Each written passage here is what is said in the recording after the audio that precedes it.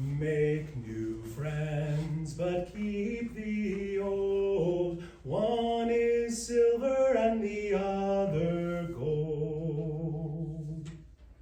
Make new friends, but keep the old. One is silver and the other gold. Make new friends. Make new friends. But keep the old. But keep the old. One is silver and the other gold. One is silver and the other gold. Make new friends, but keep the old. One is silver and the other gold. Make new friends, but keep the old. One is silver and the other gold. A circle is round, it has no end. That's how long I want to be your friend. A circle is round, it has no end. That's how long I want to be your friend. Good, a little harder on the second verse with only one repetition, right? And so we have decades of learning hundreds, thousands of songs. Sometimes we feel like, oh, the kids really, they're just not getting this. They're not singing it in tune, it's not sounding good. A lot of times it just needs more repetition. So that first verse might have felt like too much, right? Come up and I sing it at you 2, 3 times and then start breaking it out phrase by phrase and you're like, I kind of know it. Second verse, a little bit fuzzier when it's just once, right? So what we want to do for our children is to give them as much repetition as they need to be successful. Big part of what we're talking about today is how to help the kids be more successful when they sing. My focus is on voice and on the singing. We'll have a lot of time for other stuff, although I will tell you, I do a lot of these sessions. I've done sessions half as long. I've done sessions 3 times as long. It's never enough time. So it feels like a lot of time, but it will go by very fast. I do have a break planned right in the middle there, so if you can hold the need to use a break until we get to the middle, I promise I will give you one because I'll need one too. So we do have a planned break right around 11.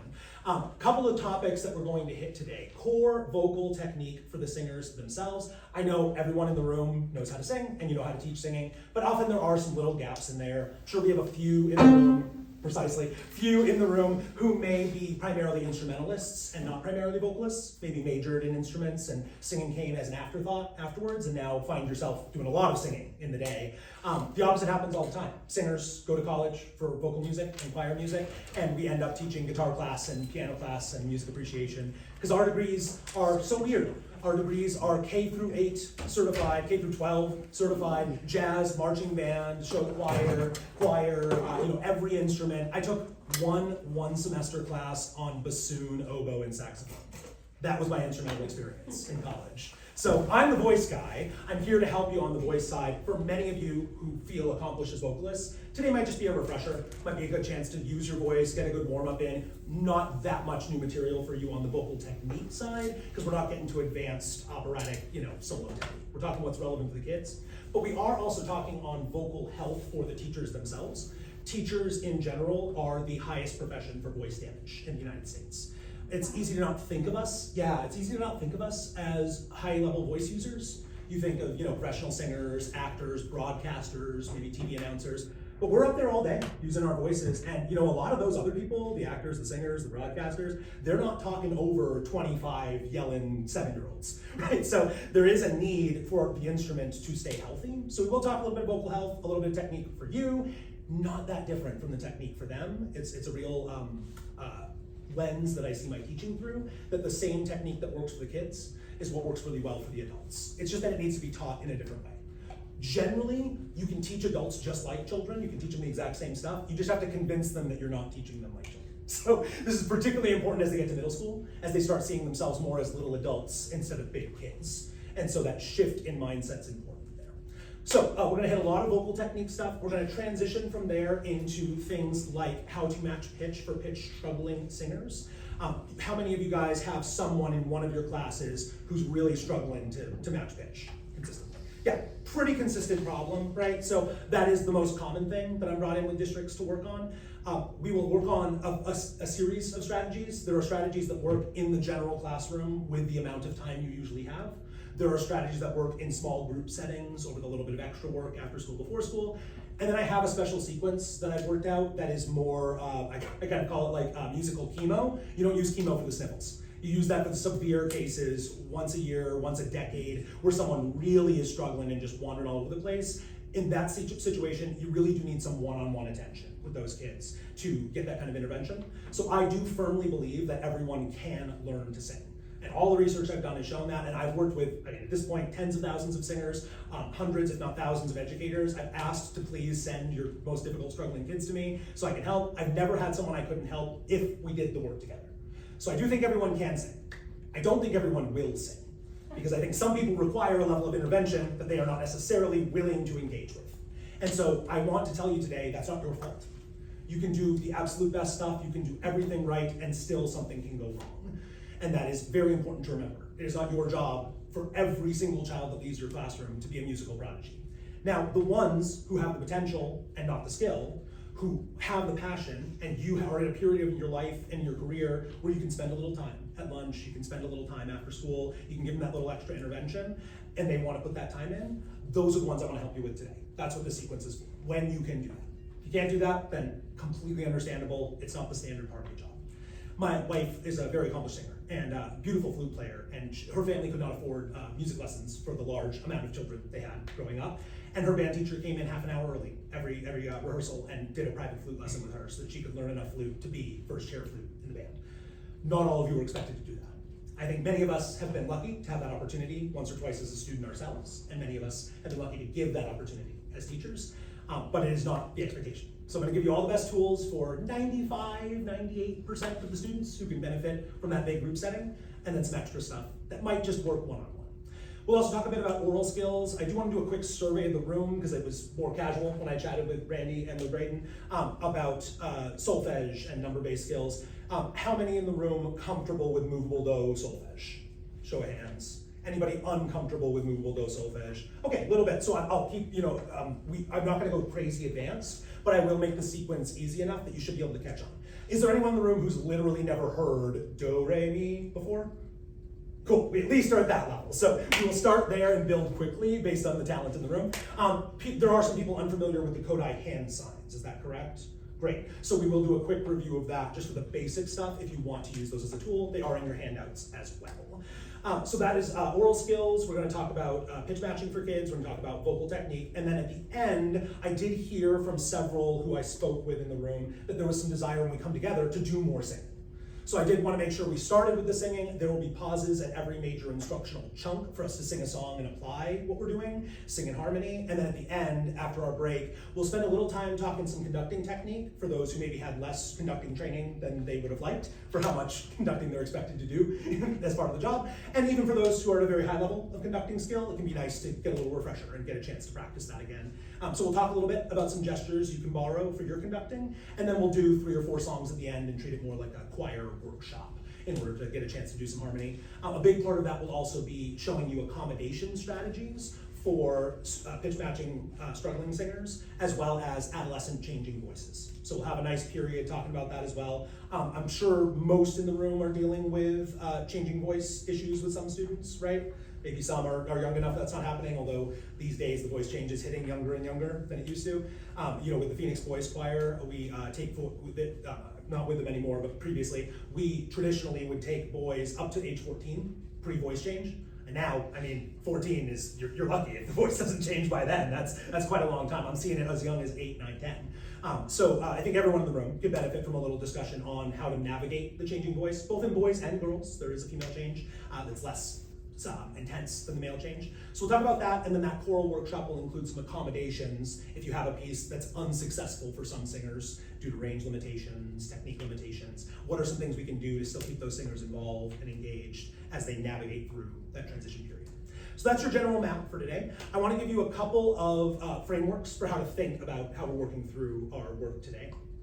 The first is the difference between roller coasters and water slides. Anyone in the room never been on a water slide? Cool, great. awesome. Because I grew up in Maine on the coast, and water parks were a huge thing growing up. Here in Arizona, we do have some of those, but maybe not everybody's doing them as much.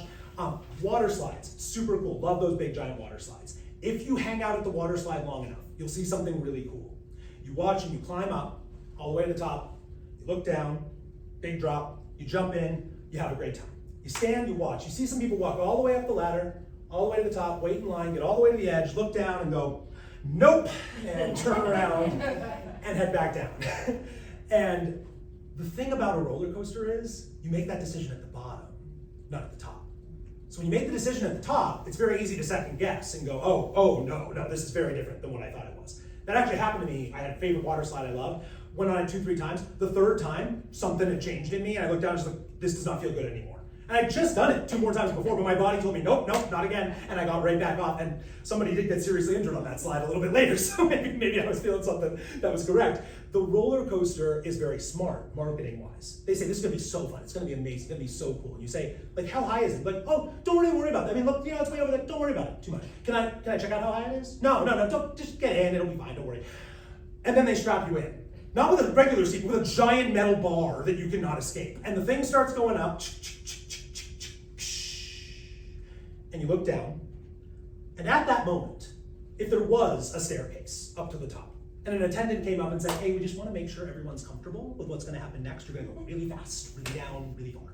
And so if you're uncomfortable, we just want to give you a moment to lift the bar and come down with me right down the stairs. I think half the roller coaster will get off. Even people who like roller coasters, you're in that moment, the adrenaline's there, you're pausing, and then, okay, I'll bet, but they don't do that. You're strapped in. No matter how much you want to get out, you can't get out, you're going. We call that a forcing function. One of the best things about music and live performance is that it's a forcing function. You must continue. You cannot just stop. Now, you guys may have had this experience in past concerts where something goes so wrong that a song must be stopped mid-song. It's rare. 99% of concerts, once the song starts, it's going to continue until the song is over. That's our main job as a conductor, is to start the song, continue the song, end the song. The song ends prematurely, then partially our fault, maybe the fault of someone on stage. Once in 5th grade, we were singing, every night in my dreams, I see you, I was up the octave, I was, a little kid. And I don't know what it was, maybe it was the stress of the moment, the heat of the lamps, I fainted. And I was on the back riser, because I'm a big boy, I've been a big boy my whole life. I'm on the back riser, there's no back guards, I just, between the curtains. So my experience is I'm in the middle, you're here, there's nothing where am I? In the dark, backstage behind curtains. I peek out through and I see my conductor still going with kind of a concerned look on her face, but the song's still going. And I just, there's nothing, I'm back on the riser. And nowadays, with my teaching philosophy, I probably would stop and check in on the child to make sure they're safe. But I kind of admire the guts to just keep going and be like, he's fine, he'll be okay, he'll figure it out. I did, I was fine, not every kid would be fine, but you figure it out. I had a similar experience when teaching high school. There's a beautiful arrangement by Eric Whitaker called This Marriage. Anyone familiar in the room? He wrote it for his wife, really beautiful arrangement of a Rumi poem, and lots of analogies of just the beauty of the moon is the beauty I see in you, and everything about you is so beautiful. And at the end of the song, the climax is, I am out of words to describe how spirit mingles in this marriage. And the last 2 pages are just ahs and oohs, because you've run out of words and all that's left is music. And I thought it was such a beautiful message. And so we learned that song, we worked very hard, we sang it a cappella, we did great. We're on stage for the concert. And we start, and it's going beautifully. And suddenly, the lights start to dim. And I go, oh, that's nice. Someone decided to dim the light. I'm a pretty flexible guy. Maybe the band teachers up back by the lighting board thought it would add some mood. It's an intimate song. Lights keep going down. Lights get down, I'm like, okay, bad choice. And then lights go off. Audience lights are on. Stage completely black. And I have a moment of, okay, something's gone wrong here. This is not intentional any longer. And in the moment that I pause to think, I should stop the song, the kids worked really hard, they deserve a chance to nail this thing and not have this interrupt them. In that second or two of thinking, they're with me. They're following perfectly. Now, conveniently enough, I wear black to conduct, and my skin is relatively visible. I'm about translucent in the dark, so they could still follow me quite effectively, and they were doing great. I was like, well, why rob them of this chance to keep going? And so we keep going. Beautifully, what happens here is there is a phrase toward the end, the first time the song really pauses and has a silence, is an omen is welcomes the moon in a clear blue sky, big open beautiful major chord, pause, lights come back on. I am out of words to describe how spirit mingles in this marriage. Oh, and it's like, oh my gosh, like wonderful, gorgeous, the audience having a moment, the kids are having a moment. Afterwards, so interesting. The kids tell me that they go home and the parents were like, wow, that was such a cool idea that Mr. Topher had to like dim the light and then have them come back on and like when the moon clears the sky. What a cool thing. And they're like, no, it just went wrong. And they didn't believe it at all, right? So come to find out what had happened was, as many of your district concerts, multiple ensembles, right? So jazz band, orchestra, all this stuff before choir. Choir was the last one.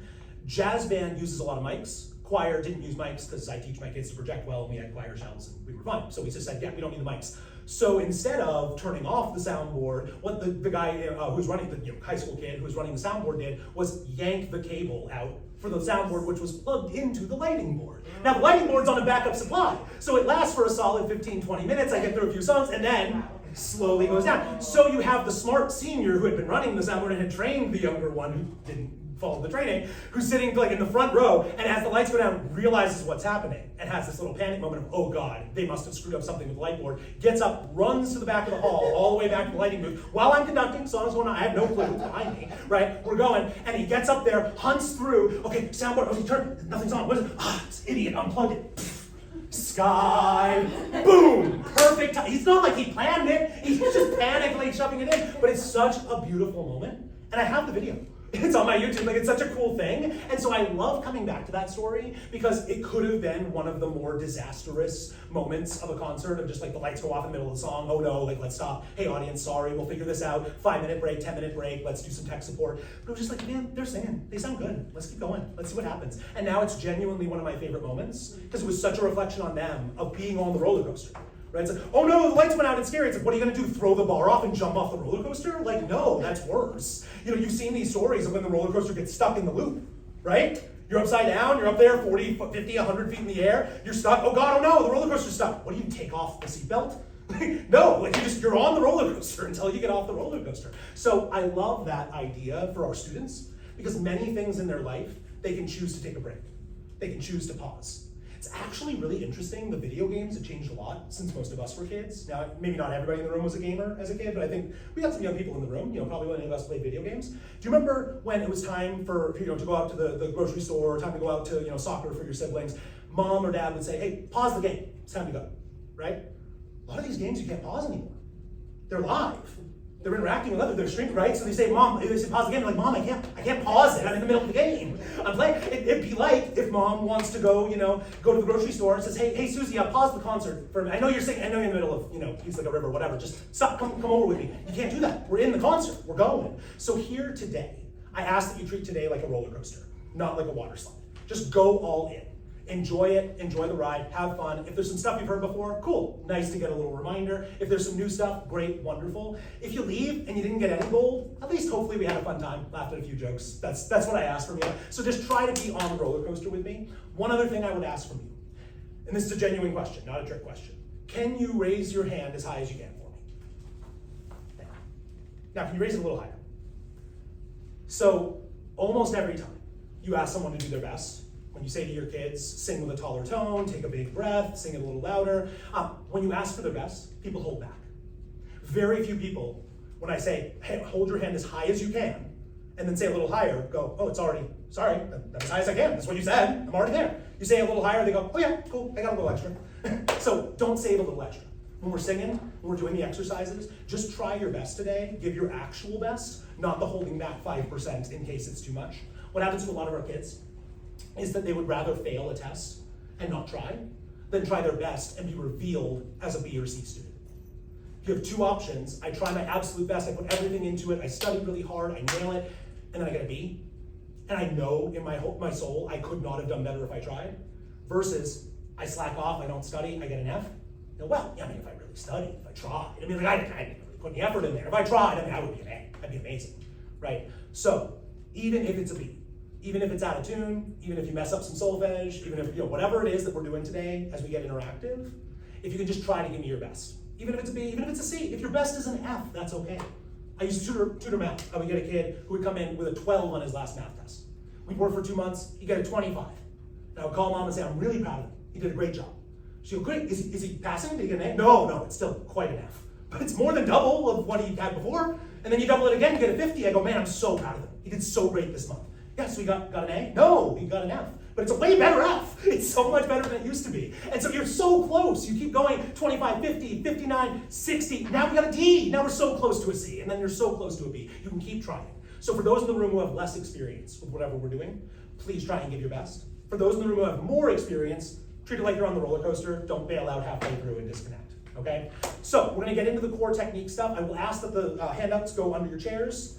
We're going to stand up and move our voices.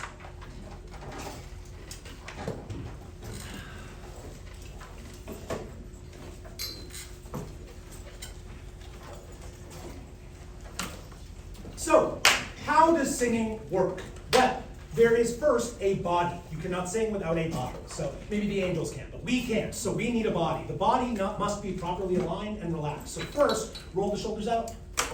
I like backward shoulder rolls. The reason I like backward shoulder rolls is you end up in this nice, tall soldier Superman posture. You roll the forward shoulder rolls, you end up with my kid's great-grandma Bernice, who's 104 and just got taken off hospice for being too healthy and doing great. But you don't really want that hunched grandma posture when you're singing. You want that tall, elevated posture. So you're okay to do forward shoulder rolls with your kids, but if you do, I'd encourage to end with backward. It puts you back in the position that you want to be. Right, so those backward shoulder rolls, twist a little bit, make sure the back is nice and loose.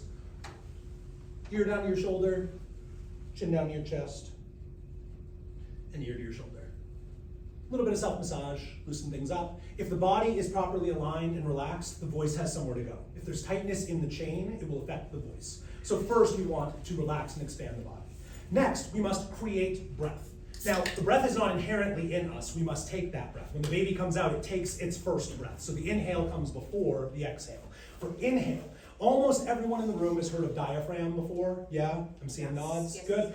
Many of our children could echo that word, diaphragm. If you ask them how does breathing work, they say, breathe from the diaphragm, right? And you ask them what a diaphragm is, and I found that many of these elementary, middle school kids will tell you that the diaphragm is that thing that you breathe with. Okay, cool. So what I figured out is many kids, diaphragm is the fancy science word I say when my music teacher asks me how breathing works. And then they stop asking me. I don't have to worry about it anymore. Many think of the diaphragm as the floor of the front wall of the abs. It's not. It's the floor between the lungs and the guts. And what's really cool is the body's modular that way. The body gets to say, you know what, sometimes I need more lungs. And so I'm gonna shift the floor down, get some bonus lung space. Sometimes I need more guts. I don't know if you guys have had, a nice big country buffet and had a little bit of a food baby going. Sometimes like that diaphragm just pushes up here and says, I don't need so many lungs. I'm gonna have a few more burgers in there. Or if you've been pregnant and had a child, right, by that 8th, 9th month, it's like, I don't really need that lung space anymore. I could use some room for that 10-pounder who's coming down here, right? So I've had 3 beautiful home births with my wife and seen that whole process. There's not that much lung space left by the end. The breathing gets a little shallow, right? So the diaphragm helps us with that. We don't get direct control of our diaphragm. So I very strongly encourage educators to not put the language in, breathe from your diaphragm, because it's kind of like saying, wiggle your spleen, or squeeze your kidneys. Like, you have kidneys, they can squeeze, a spleen could wiggle, I suppose, but you don't get to do that. What you get to do is make space, and the diaphragm will do its job on its own. So for the diaphragm to drop, the guts have to go somewhere. They're full of gut stuff. You can't squish them the way you can the lungs. The lungs are bags. You can squish them. The air goes out. They get smaller. The guts are full of gut stuff. You can't just squish them. They got to go somewhere. Can't go up. Diaphragm's there. Can't go down. Legs are there. Full of leg stuff. No room. Got to go out and around.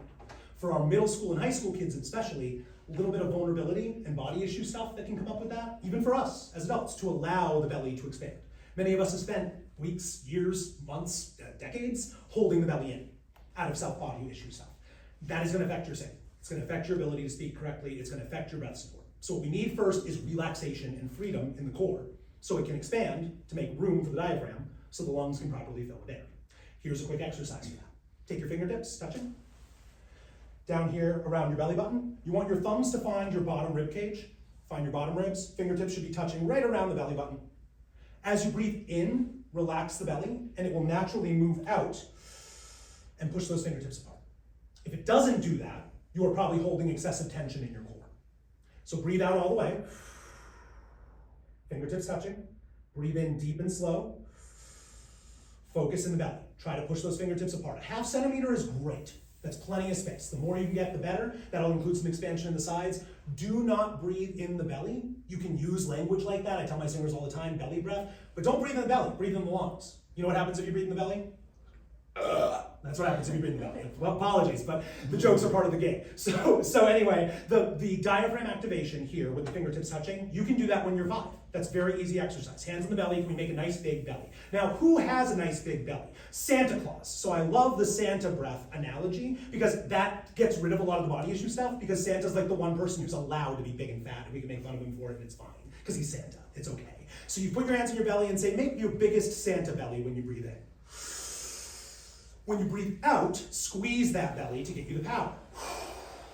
Now give me your best Santa impression. You're going to take that big Santa belly and then go, ho, ho, ho, bouncing that belly like a bowl full of jelly. Big breath. Ho, ho, ho. Gorgeous. Do it again. Big breath in. Ho, ho, ho, ho. Again, A major. A major. 1, 3, 5, 3, 1. Ho, ho, ho, ho, ho. Big breath. Ho, ho, ho, ho. Up by halves. Ho, ho, ho, ho. Very nice. Stop right there, very nice job. So as you do that and increase that airflow into the diaphragm, we get into this really weird paradox of singing that you must do 2 things at once. And how many in the room can do the rubbing your belly, patting your head at the same time thing? Cool, pretty nice. So that takes time. You probably couldn't do that instantly when you were 4, the first time someone told you to do it. You had to sit there and try for a bit and make that work. So that is a very complex thing. What we are doing when we do this breath engagement thing is very similar.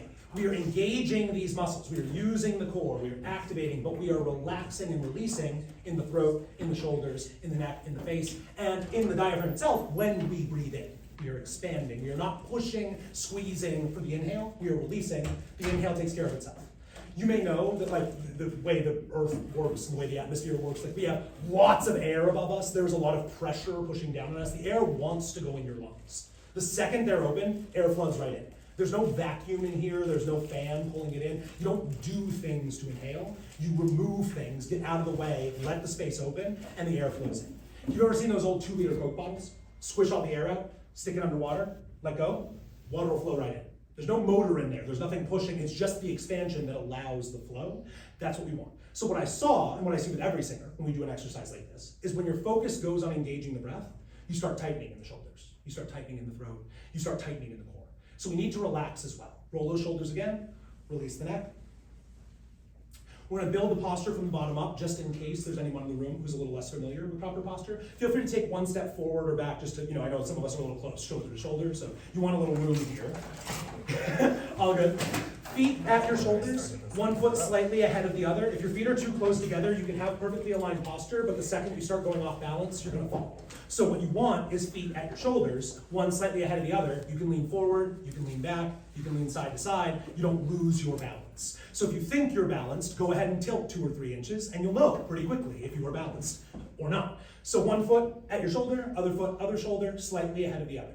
Hips, many of us have this lordosis hip back issue thing. I call it duck butt, where you just kind of rotate out like that. Many of us can benefit from tucking those hips forward a little bit, because that pressure and tightness around here, again, is going to restrict the breathing mechanism. So a slight push forward of the hips helps most people with their posture. Shoulders rolled back, like we talked about, that tall soldier's posture, good. And then relaxing the neck side to side, almost like a string pulling from the top. My high school director used to say, you're like Pinocchio, pulling that string from the top. Any of these, if they work for you, great. If you have your own analogy, great, beautiful. All works the same. So the exercise I do with the singers is that once they know the basics of what good posture looks like, we talk about what a soldier stands like, which is excessive tension. Everybody stand tall and tight like a soldier. We talk about what a slacker stands like, when they're slouching and slacking. Soldier, slacker. Soldier, slacker. Now a singer stands tall like the soldier, but relaxed like the slacker. You're loose. You guys know the bobbleheads they have at the Diamondbacks, right? So the bobblehead is not bobbling until you bobble him. He has the potential to bobble. He might bobble, but you have not yet bobbled him. He is sitting there, stable. He could bobble at any moment. He's not a porcelain doll. He's not locked in place, but he's not moving. He just has the potential for movement. That's what we want. We want to be the bobblehead. Not bobbling the whole time while we're singing, but the potential that we could bobble. If I were to walk up to any of you and place a little bit of pressure on the side of the head, could I move that head? Would it move if I pressed it? or would it just resist and stay? That muscular tension comes to the voice. A, makes the voice sound less beautiful.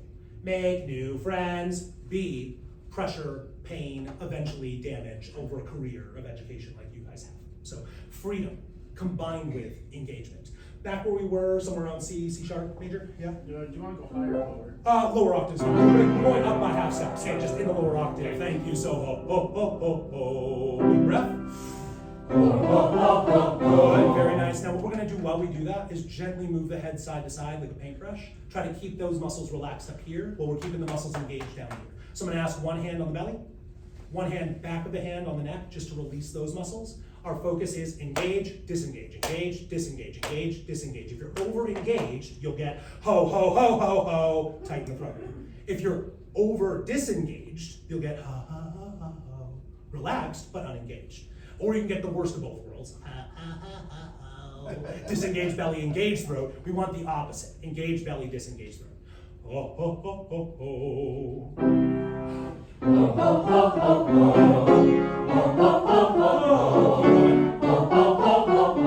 If it feels good, you can drop the gestures. Try to maintain the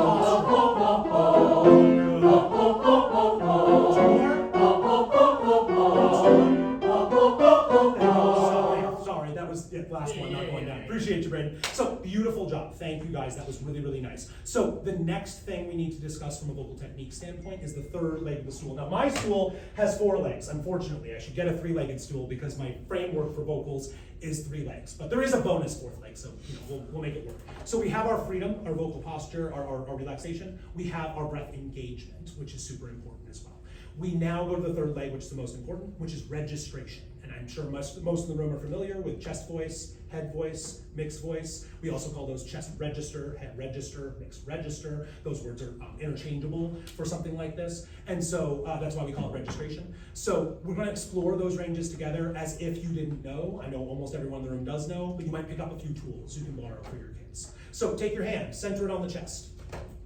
When you use your chest voice, you feel it buzzing in the chest. That's why we call it chest voice. Now, it's not in the chest, it's here. That's where the voice is, so it's not down there. But it feels like it's down there because there's lots of empty space, and that space resonates.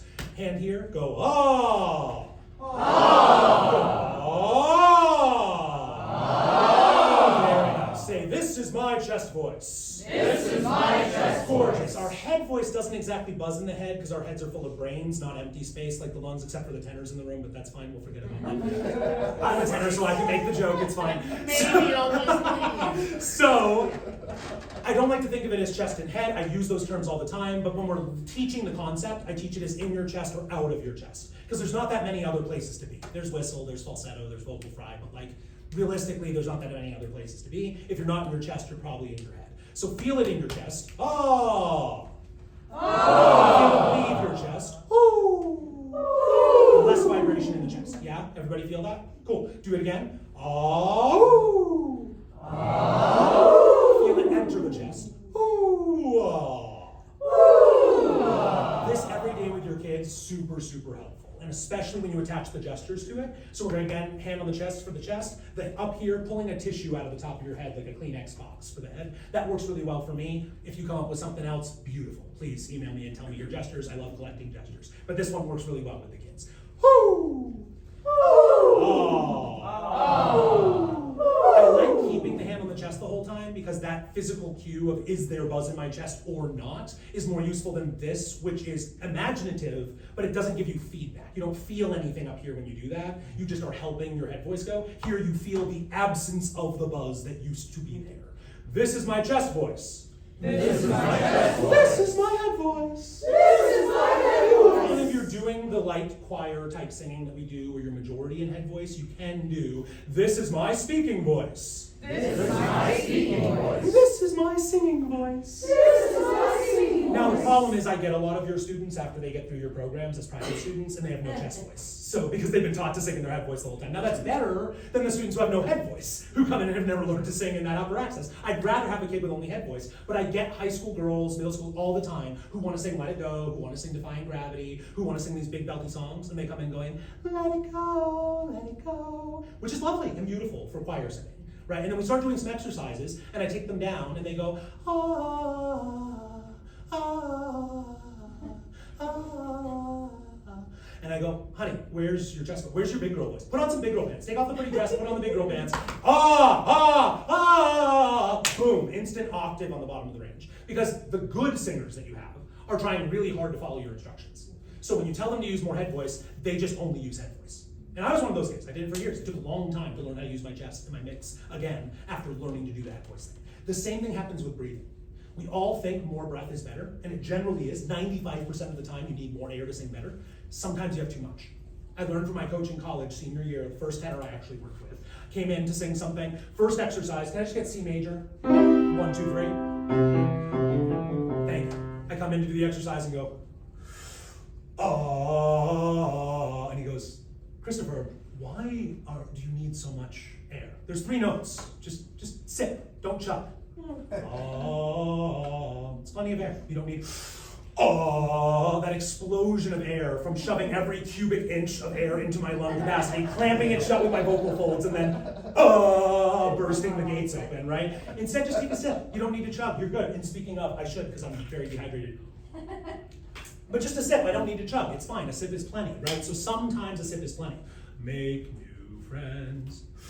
Make new friends. You don't need that, right? So sometimes the things that you do that are correct, that are beautiful, that are good, that help your students are actually hurting them because they're trying too much to do the thing you ask them to do. So consider the thing you're asking them not to do, like too much chest voice that doesn't blend. Could we spend some time in that zone, even if it's not on the repertoire? If it's not stuff that goes to concert, if it's just stuff that we explore so they understand their voice better. We're gonna blend those together, and again, many of your students are not ready for this, but some might be. And maybe you never had the chance to explore your mix, so I wanna give you that opportunity today. So one more time, we're in our chest, hand on the chest. Oh.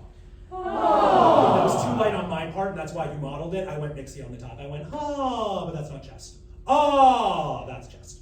That was my mistake, right? And I fully admit that, and I do this every session because I think it's really important for you to know that for many of your students, I apologize, this is like a horror story for many people, but for many of your students, you are literally the best musician they will ever meet in their life.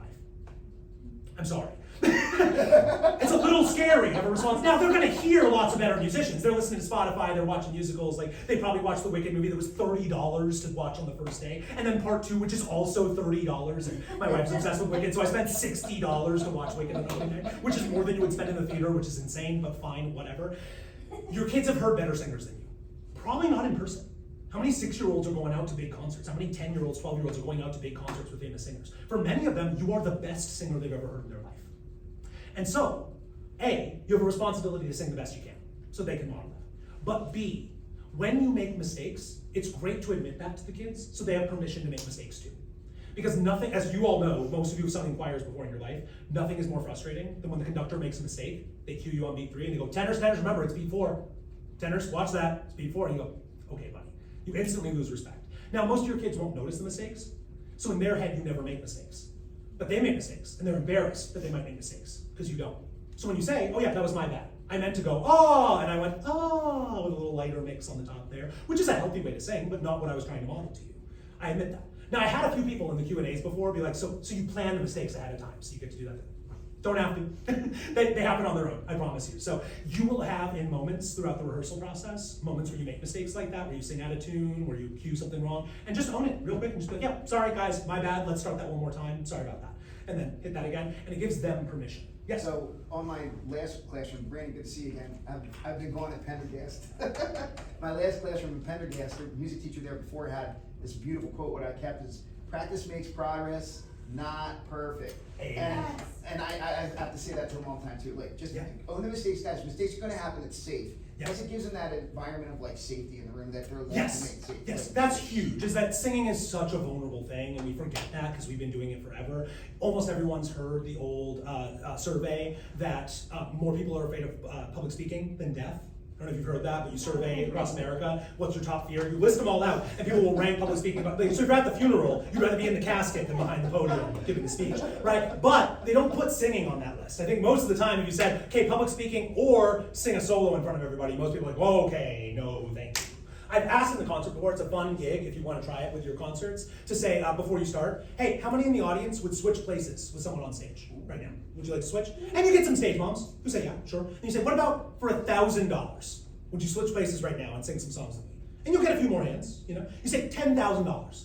You'll get more hands. But there's still people who don't raise their hand.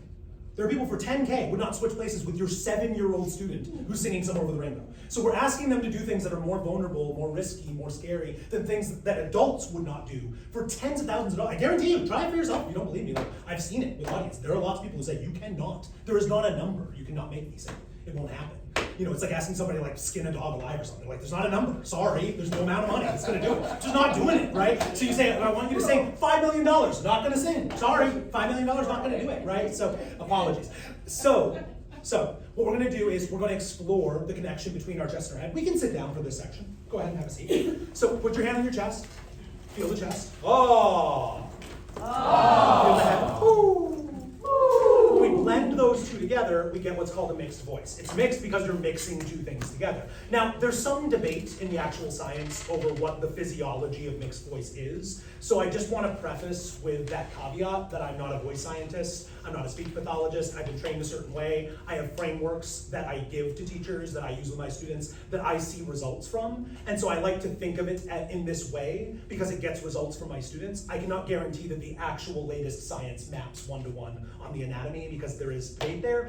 And unfortunately, I don't think the NIH is going to dump $100 million into studying the difference between chest voice and head voice anytime soon. So I don't think we're going to have a lot of answers on that front. But there is controversy in this. So I tell teachers, in general, what we're doing is trying to find a way of singing that is beautiful and that feels good and that is healthy and sustainable. And this framework has worked well for me and my students. There are other frameworks that work for others as well. So I'm not here to say mixed voice is definitely a thing and the anatomy definitely works this way, but thinking of it this way does help. There are two muscles in the vocal mechanism called the cricothyroid and thyroarytenoid muscle. One pulls long and thin, one squishes short and fat. That thick, fat sound, ah, is what we call the chest voice. That thin, longer sound, ooh, is what we call the head voice. When you function both muscles at the same time, you can develop a mixed tone in the middle that has qualities of both. The lightness and freedom of the head voice with the power and beef of the chest voice. A mixture of the two, like blue and red becoming purple. Now, when we get into mixed voice, often called belting or there are other terms people use, a mistake that people make is thinking of it as a pure 50-50. It is not a pure 50-50 99% of the time. The way that I like to think about this is the way the Wright brothers did. You may not know the full story of the Wright brothers. Everyone knows Wright brothers, the guys who made the first airplane and flew, blah, blah, blah, whatever. A lot of people don't know the military was spending millions of dollars with tons of scientists trying to fly. Obviously, duh, other people were trying to fly. So why did these two blokes with a bicycle shop figure it out before the US military? Well, here's the idea. The military at the time was based on the Navy. The Navy was the power of history. And so the model they had was like a boat floating on the water. If we can have a plane floating on the air, then we can fly, and then we can do this. And what would happen is they would get floating on the air, they could get liftoff, but then the plane would crash. Because air is not water. You don't float on it perfectly balanced. If you tilt a little bit, you get unbalanced and you crash. You don't crash in the same way on the ocean. If you tilt a little too far to one direction, the water helps to self-correct. But the air doesn't do that for you. What the air is more like is like a bicycle. You stay in balance, you slightly adjust from side to side to find that perfect balance point, and momentum is key to that. A boat not in motion floats and stays on the water. A plane not in motion crashes and dies. A bicycle not in motion, no matter how good you are at riding a bike, try to sit still on one. You're gonna fall off within 2, 3, 4 seconds because the motion is part of it. It must move forward and you must balance left to right constantly. So your son, your daughter, your 5-year-old student in elementary school looks at you and says, hey, Mr. Smith, you can ride the bike so well. How do I know when to lean to the left, when to lean to the right? Can you show me? What do I do with my ankles, with my knees? How do I move them the way you do? And it's like, I don't know, kid. I kind of don't do that part. That my body does that part.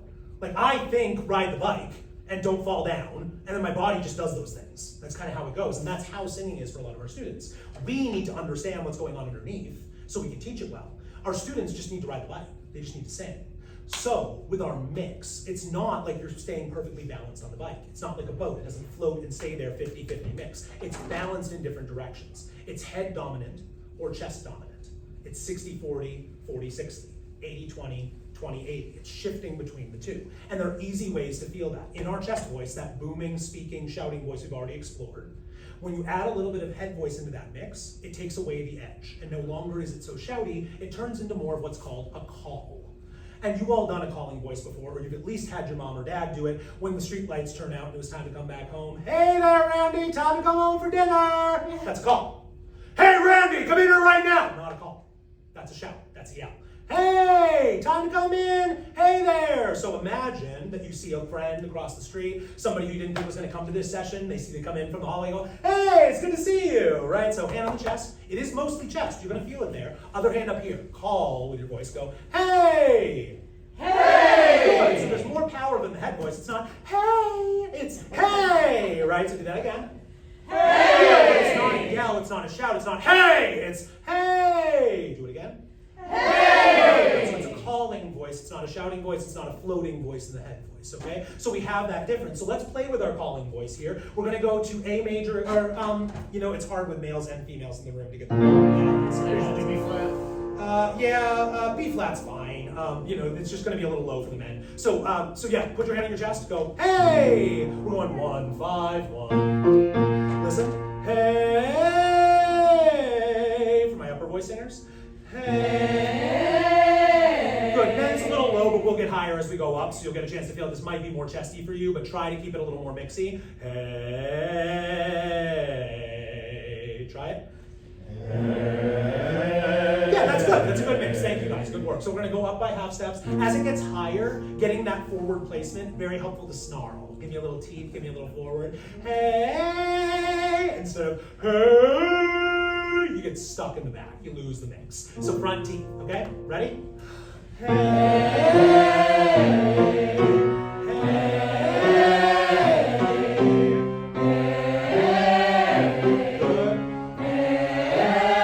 Pause right there. For any of my upper voice singers, when that mix gets too high, you feel like you're going to crack, just stop. Then I'm going to keep taking you up the octave because I want you to get more of that upper mix for yourself. So stop wherever it's fine. Don't push through the cracks. Okay? Keep going. Hey,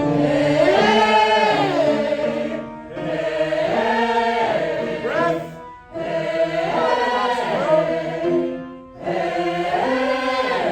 One more. Very nice. And that's very different than your chest, right, guys? The full chest is hey, oh, that beefy opera sound versus hey, that more musical theater, poppier sound. So when your girls are looking especially for those belty upper notes in Let It Go and Defying Gravity, stuff like that, a big part of it is they're dragging their chest up, pure chest voice, can't hit it, it cracks. They flip to head voice, now it's weak, it's breathy, it's girly. They're lacking the power, they need that integration in the mix. Generally a more chesty mix. The problem is the chest mix is hard to develop raw right from the start because it will tend to crack, it tends to push, it tends to get shouty. So we want to start in from the heady mix where the head does the work. The head mix is not a very popular sound in general culture in speaking voices. I use more head mix than most anybody I know, and I don't use that much. I'm actually mostly in my chest mix. So head mix is tricky. It's used a lot in professional singing, but not so much in the normal culture. So the students often haven't even experienced that part of their voice. They've felt the chest. Almost everybody talks in their chest. They've maybe experienced the head voice because we're all pretty good at exposing them to that, and they maybe at least tried to sing some high notes, and the voice kind of naturally flips over to the head and cracks if they're going for it. Even the chest mix, like I said, it's that calling thing. If you're mocking somebody, if it's na-na-na-na boo-boo, you can't catch me, that's a whiny chest mix there. So head mix is a sound that was much more popular 25 years ago. If you think of the standard 90s, 2000s, stereotypical bubblegum blonde, pink miniskirt cheerleader, wow, oh my gosh, you guys have Topher coming in for professional development? That's so cool, wow. That's head mix, wow, oh my gosh. Now, probably not that many people that speak that way in your classrooms and in your students' population. Now, you might get some of the girls who are back here, wow, oh my gosh, back in the vocal fry. Right, that's super popular right now. That was popular back in the day too, more with the surfer bros from California, right? That's underneath the chest voice. The floaty, that heady mix is just something that we don't hear as much. It's not super popular in the media, so we need to expose it. A couple of ways that we expose it. One is cats. Meow. Try that with me. Meow. Good, so it doesn't have the float of the head voice. It's not whoo. It has a little bit more twang to it, but it doesn't have the power of the chest mix. The hey, it's somewhere in between. Meow. Again, the snarling teeth are your friend, right? Another way that a lot of coaches like is the witch laugh. Now, I like the cheerleader voice because it's so silly and goofy, and I do a pretty good job with it, and I'm a big bearded man from the woods of Maine, so when I go, wow, oh my gosh, everybody laughs, and the kids get a good little gimmick out of it, and they feel less pressure to be good because everyone has laughed at me, so we've taken the energy out of the room. We don't need to laugh at each other. We don't need to make fun of anyone. They're making fun of me. right? So there's a philosophy in the military. I have a lot of military family. We just had Memorial Day. Thank you to everybody for their service. There's a philosophy in the military of, yeah, you want the hard pushing drill sergeant for a lot of reasons. You need to instill discipline. You got to follow the chain of command. You got to follow orders. But a part of what they're doing too is the drill sergeant is the guy everybody hates because he's mean to everybody. So by having one place to direct all of that, the team unifies rather than attacking each other and looking for the enemy. Who is the enemy? The enemy is that jerk who's yelling at us all day. That's the enemy. Now, I don't want to be the jerk who's yelling at everybody all day. In case you can't tell, that's not my personality. I have had those teachers. Have you guys had those teachers? Yeah? Now, they're not necessarily bad teachers. I've had some of those, right? You guys seen Whiplash? The movie? Yeah, right? So non-musicians, non-athletes, non-high-level performers who watch Whiplash are like, oh my God, that's so sad. He's so mean. He's so abusive. That's so terrible. And like, yes, that is, all that's true. I mean, like, probably a little too aggressive for what we would want out of our education. But most of us who've been through a high level of performance can watch that and be like, I mean, he's a little excessive, but like, yeah, like you want to be the best jazz player in the world, like you gotta be kind of serious. Like, do you think Michael Phelps is the fastest swimmer in the world because no one ever yelled at him to go faster in the pool? Like 0 coaches from when he was 5 ever were like, come on, Michael, let's go faster, come on, not fast enough. Like, do you think he got 0 of that? Like, he probably got some. Now, I don't want to be that guy, and maybe no one in the room wants to be that guy, but I had that guy. I switched to that guy. I had a very nice, sweet old grandma voice teacher in college. Stickers and lollipops kind of girl, you know, telling me that everything was amazing. You practice so much, your voice is growing so much. I'm like, I didn't practice. It's not growing. Like, I'm lazy. I'm not doing anything. Like, I appreciate the kindness, but like, it wasn't helping. And then I saw this other guy, this mean mugged old guy from the Mozarteum in Salzburg, Austria, who people would leave his studio in tears. You know, like every other day, I'd see somebody crying after a lesson. I go, maybe I need that. And so I talked to the guy. I was like, can I switch into your studio? And one of the first lessons, I sang some German aria. And he tore it apart. You know, it's out of tune, and your diction is awful. You have no understanding of the emotion of the piece. You really need more work there. Your registration is completely unbalanced. You have no access to your you know the registration you need to achieve these high notes here. Diction was okay, and then just kept me on. I left like a little spring in my time. Oh, you said diction was okay. I get better. Like, he never says that. So that's pretty good. I'll take it. It's a win. So I like those guys, right? What I have embraced myself is being a bit more of a clown. In case you can't tell by now. So I find for myself, the way I model the mix is in that mocking teenage girl thing. If there's a girl in the room who sounds just like that, I tend to move more toward the cat or the witch, because I don't want to engender like, oh, he's just making fun of Gabrielle or whatever, right? But like I said, in 2026, not many people are speaking that way, so I'm kind of fine using the tool. I saw a question, yes? You referred to the surfer voice slash, I call the other one disgust from inside out. Right. Oh yeah, sure. That's great. What was the term you used? Vocal fry. Oh, vocal that's what I fry. thought. Yes, so vocal fry is the term there. Lots of people speak in their vocal fry. Certainly more common in females than in males these days. Extremely common in females. Very present in pop singing as well. It's actually a register we need to explore for solo singers. So like a Billie Eilish, Sabrina Carpenter, you know, you'll hear these tones in there. In choir, there's not tons of places for it, and so it tends to get ignored. I tend to introduce it just because I like exploring the entirety of the voice with the singers. It's part of my mission, is I think that I want my singers to understand everything their voice can do. But I get that we only have so much time in a given day. So, yeah. Do you find it's harder to get them into the other registers if they normally operate in the vocal fry? Sure, That's yeah. common. So a big part of that is what muscles you use most commonly. So if you're speaking here all day, then you get way less work on your chest voice than someone who's talking here all day, right? Or someone who's talking up here in their head voice. Now, there's not that many who speak in their head voice all the time, but you may have a few of them, you know, the younger children. If you think of the Queen and King of jolly old England, they speak with a very soft head voice tone up there. Now, it's not quite so high. It's down here lower in the lower register, but it's still head voice. It's not chest voice. And there was a very famous singer who died a little while ago who was known for that too, Michael Jackson. Many people think of Michael Jackson in their mind, in their memory, as having a high-pitched, squeaky Mickey Mouse voice. Talking way up here, but that wasn't Michael. Michael was down here. Michael was down here in a lower pitch with his head voice. He brought that low head, so he was speaking in there all the time, talking like that. And when he needed to do his hee-hee, mine aren't very good. I'm more of a baritone these days than a tenor. But when he needed to do those, he was already there. He was always there. That voice was always in that placement. So it was easy for him to access that. The chest was not what he was known for. Right? So if I speak here all day long, then it's easier to sing, Caro mio ben, credi mio ben. But instead I speak in my mix in the middle, and it's much easier to float between where I need to go whenever I need to. And it's conscious decision for me. So yes, 100% those who talk in the vocal fry, less production and the other stuff. And I don't get in the business of changing people's speaking voices because it's so intimately tied to identity. But if someone were to say, I am unpleased with my speaking voice, I'd like to work on it, then yes, I'd be happy to engage in tools there. But I caution educators against saying, the way you speak is unhealthy, because that is a very personal part of our identity. Certainly if it sounds like they're injuring themselves. Everything they say is like this, but I don't think you meet many 10-year-olds talking like that. So, realistically, pack-a-day smokers at 10. But anyway, so yeah, I in general, I try to shy away from that, because it's a little edgy on affecting their psyche, right? If you're told that something that's core to who you are is wrong, then it can really affect your self-image. So I'm very cautious about that, but you can discuss the pros and cons. So it's like, people who speak like that tend to get stronger in that sort of sound and not in other sounds. And if I had a singer, 16, female, wants to be the next Idina Menzel on Broadway doing Defying Gravity, and talks like this all day, I'd be like, most of the Broadway stars don't talk back there all day. They're talking up here in their brighter mix, so those muscles are getting the work all day long, and so that's still your voice. One of the things that was so useful from one of my first coaches is when you start to explore these other parts, when we're just playing with the heady mix, right? Some of you may go, oh, that sounds weird, that's not my voice. If you have boy students especially, who are going through puberty, or older males, I get 50-year-old beginners, 60-year-old beginners in my studio all the time, and we go, oh, and they go, oh, and after 3 months we get, oh, and they go, that's not my voice, that's not me. I go, there's no one else in there, man. It's you.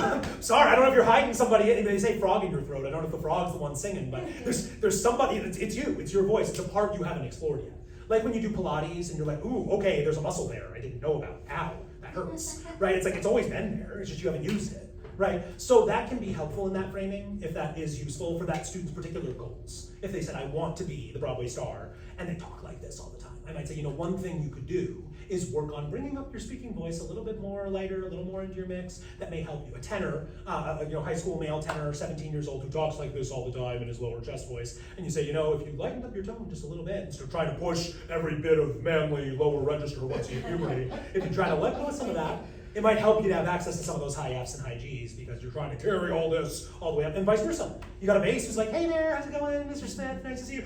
Oh, trying to sing. It's like, it might help to adjust the speaking voice a little bit lower to be in line with your register, right? That's how I knew I was truly a baritone when my tenor coach in those first couple of lessons was like, dude, you're not a tenor. Like, you've been a tenor your whole life, because in schools, we need tenors. I was a baritone with a good top.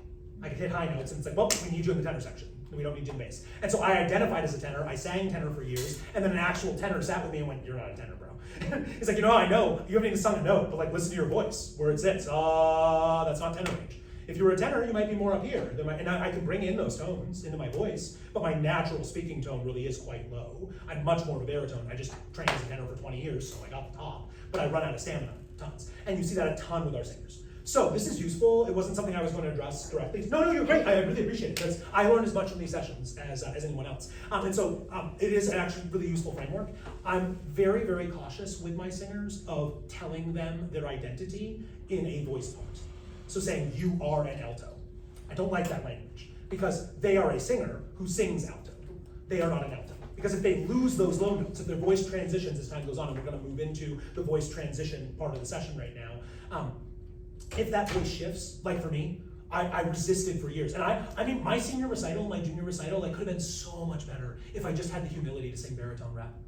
But I was screaming high B flats, because I was like, I'm a tenor, I'm good. What a good tenor does is sing high B flats on stage. What a good singer does is sing songs that fit their voice beautifully, and not idolize the note itself above something else.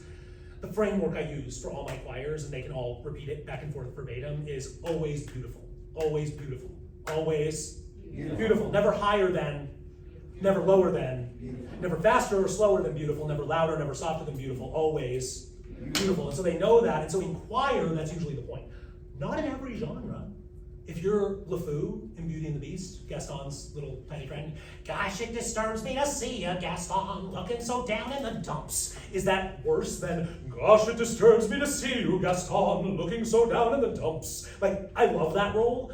I would need a 9'7" Gaston to be able to play that role against me, and they would need to have such a darker tone if I sang it that way to make him seem more masculine than me. The point is, I'm supposed to sound goofy and dorky and dweeby there because I'm playing a character. Rarely in choir are we doing that. Sometimes in the general music classroom, when we're playing a game with a certain song that just is for fun or for silliness, sometimes we're playing with tone. certainly. But most of the time, beautiful is the goal. And so that's why I like that framework.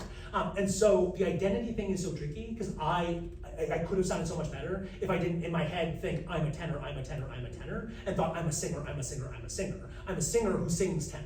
I'm a singer who sings tenor. Would you like to sing some baritone rep? Sure, I could learn some baritone rep because I'm a singer who sings tenor, but I could sing some baritone rep too, I suppose. And then after a few songs, I might go, you know, that baritone rep feels pretty good. I'm a singer who sung a lot of tenor, but also likes to sing baritone rep.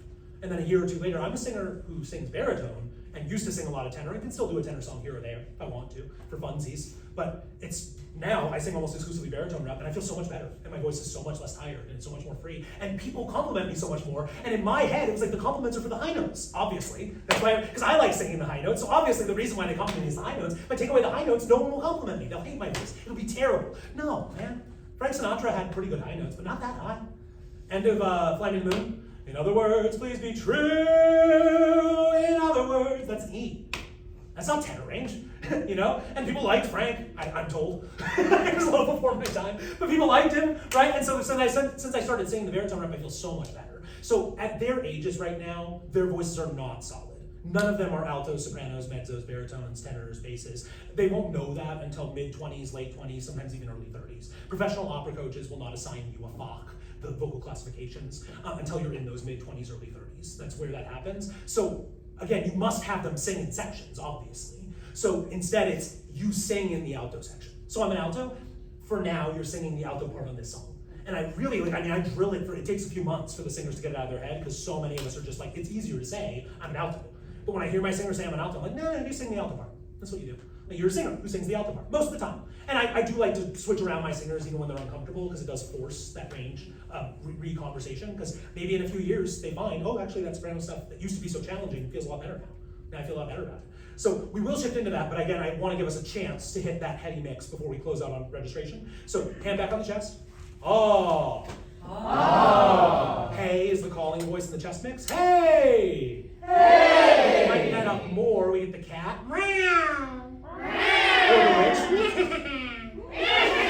Or the teenage cheerleader from the 90s. Wow!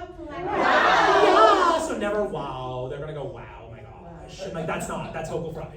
Wow, oh my gosh, that's head mix. And then the pure floaty head voice on top. Woo! Another thing that helps, again, if the dynamics of your classroom allow it and it doesn't feel uncomfortable, because I'm mostly solo work, so I can really just, accommodate what I do with my individual singer, is to talk about it as a whiny, bratty voice. Dad, come on, I want to go to prom, I need the keys, please. Everyone's going, come on. That whine really gets you in the head mix. And you know this if you have cats. Because when you haven't fed them, you normally feed them at 8, it's 10 o'clock, haven't fed them yet, do they go, meow? Or do they go, meow? Or do they go, meow, meow, meow? It's a whine. That's what it is. It's a bratty teenage girl that wants to go to prom and wants to borrow your keys. That's what it is, right? So that these sounds have purpose. We think of everything in singing as very abstract, and it is. We think of it as very emotional and spiritual and intellectual, and it is, but it is also physiological. And so yes, these are areas of the voice that feel a certain way, they have a color to them, but they also have an anatomical attachment. So we've experienced all these sounds. 99% of our singers have experienced all these sounds. A speaking, shouting, pushing, ah. Ah. Good. A calling, hey. Hey. A whining, wah. Wah. A floaty, hoo. Yeah, so float, whine, call, and yell, bark, speak, I'm cautious with the language there because I don't want to encourage yelling and shouting, right? But like full speech, words like that work well. So I call that the core 4. I do this with all my singers every day. We just explore those 4 registers. Repeat after me. Ooh. Ooh. Wow. Wow. Hey. Hey. Oh. Oh. All together goes. Ooh. Wow. Yeah. Ooh. Wow. Yeah. And you feel it entering the chest more and more as you do that. And I would encourage you, for your own voices, as my singing students in the room right now, to do that every day so that you understand your registers, you maintain your flexibility and range into later adulthood. This is very true that you don't use it, you lose it. Right, and I saw a great, beautiful documentary with a lifelong professional pianist who had developed rheumatoid arthritis and shakes in the hand, Parkinson's-like symptoms, could barely open up a can, couldn't really hold a bottle, but you put him down the piano, play flawlessly. Because the patterns were there. The neural patterns were there. He had played every day for his entire life. He could play, he just couldn't do almost anything else anymore because he had spent more time playing than anything else. And I very much believe the voice is like that. That you can get, I mean, like I said, Grandma Bernice, who's 104, my kid's great-grandparent right now, will come on FaceTime and sing happy birthday to them at 104. So my goal will be for you that you can sing happy birthday to your great-grandkids at 104. Now, maybe you also get to be the Broadway star in Wicked 2. That would be cool too. But I think if all my students can at least, as grandparents, great-grandparents, sing to their children, A, that gives them something really beautiful to do for their whole life and to connect to their family. B, how do we change the issues with our culture? How do we get a better singing culture? How do we fix the problem that most of our kids have way less music exposure, way less quality of singing voice than we had as children? How do we fix those things? Well, one way is to create singing families that sing together, because we only get a few hours every day, every week, every class. We only get so much time with them. If they're singing with their parents, with their grandparents, their childhood, if every grandparent feels comfortable singing with their kids, that creates a new culture. So that's more where my purpose is than creating the next Idina Menzel. I hope I get some of those too. I do have a few really talented pros in the studio, but mostly it is that lifelong singing. So speaking of voice change, we're all very familiar with the male voice change. Happens around puberty, traditionally closer to 12, 14, sometimes even as late as 16. In modern times, due to many factors, hormonal and otherwise, we are seeing it very early as, like I said, 8, 9, 10. And there are even cases of earlier than that. And so I'm sure you all have people in your classroom who are experiencing that. The male voice change is quite dramatic because they get that full hormone dump of testosterone all at once in puberty. Sometimes it's stretched out. There's some science, again, voice science is weird. I like voice science, but it's just not funded very much, and there's not large sample studies. So there are people in the music world who don't look at the science at all, and it's all woo-woo, and it's all, imagine a pink cloud emerging from your head as you sing the head voice, la, and it's all imagery and there's no science. And that works sometimes. And there's people who are all science all day long, and everything is cited and everything has a research study. I look beyond that to the level of like, hey, a lot of those studies are like 6 undergrads with like a $4,000 budget, and I just don't buy that is indicative of every singer around the world. When you study 7 undergrad music majors for 2 weeks, that you have information that's that applicable to 4 billion people around the world. We're seeing this a lot with a lot of research that the easy population to study in science is the undergrad male. And so a lot of research is just based on undergraduate age students. And so a lot of these drugs are now being retested because they realize that they've been putting out all these drugs and going, oh, we actually never tested on pregnant women.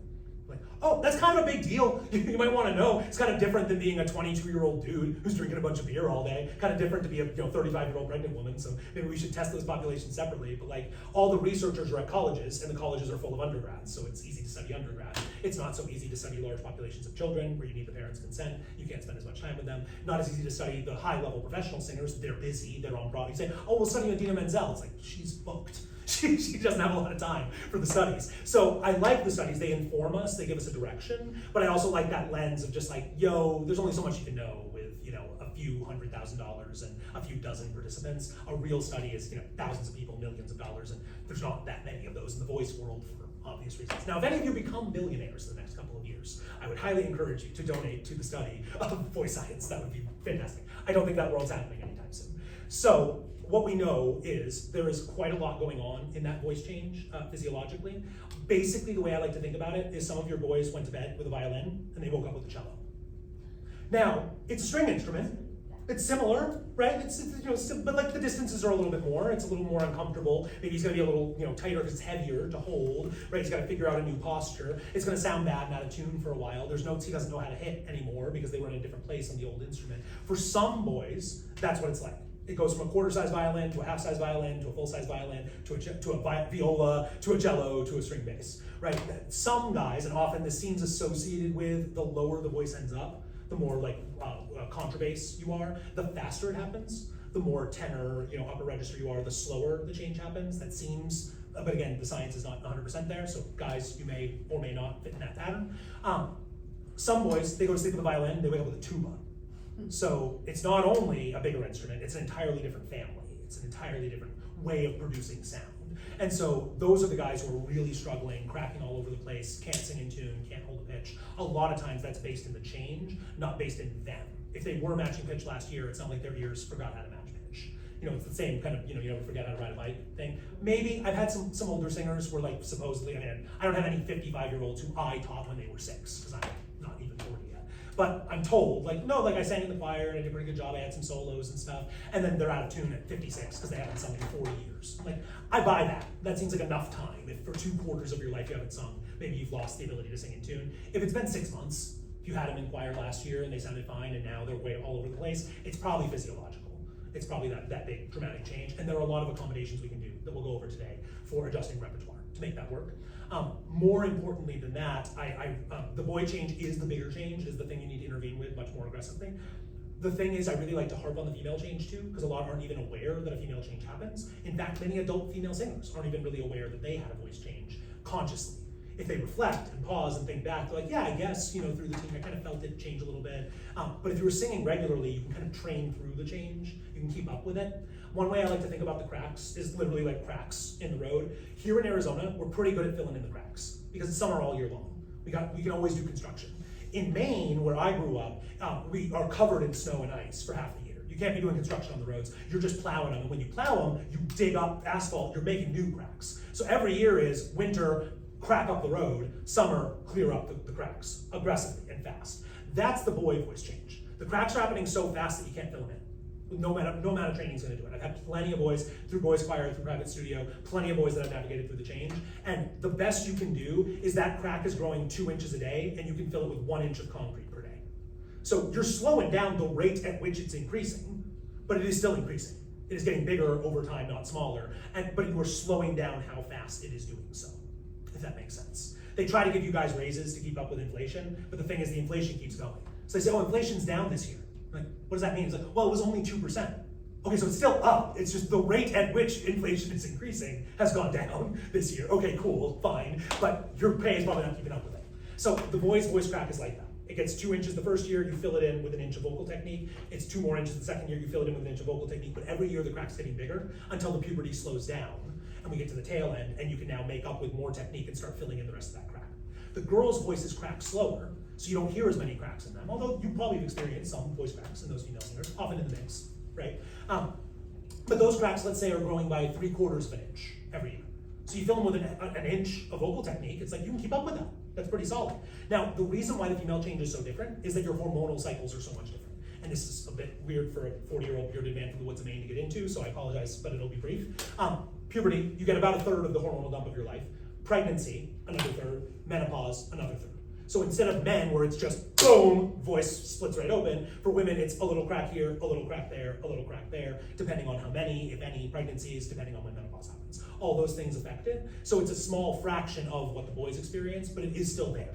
So if you train extensively, which I imagine most of you sang through your teen years, I doubt there's many in the room who didn't sing at all through puberty. That would be strange that you ended up a music teacher. Cool for you though, congrats if you did. But I would imagine pretty much all of us sang through those puberty years. So that consistent singing kept up with the voice change for most of the females. So you may not have experienced what you would call an actual voice change the way the boys change does, but you may have. And one of the things that is different is because of that slowness of the change and because of the weaker nature of the muscles in the female voice compared to the testosterone-fueled male voice, one thing that you'll experience is a thing called the whisper triangle. So if we think of the vocal folds, they come together like this and vibrate. Can I get that A again? Just an A. Thank you.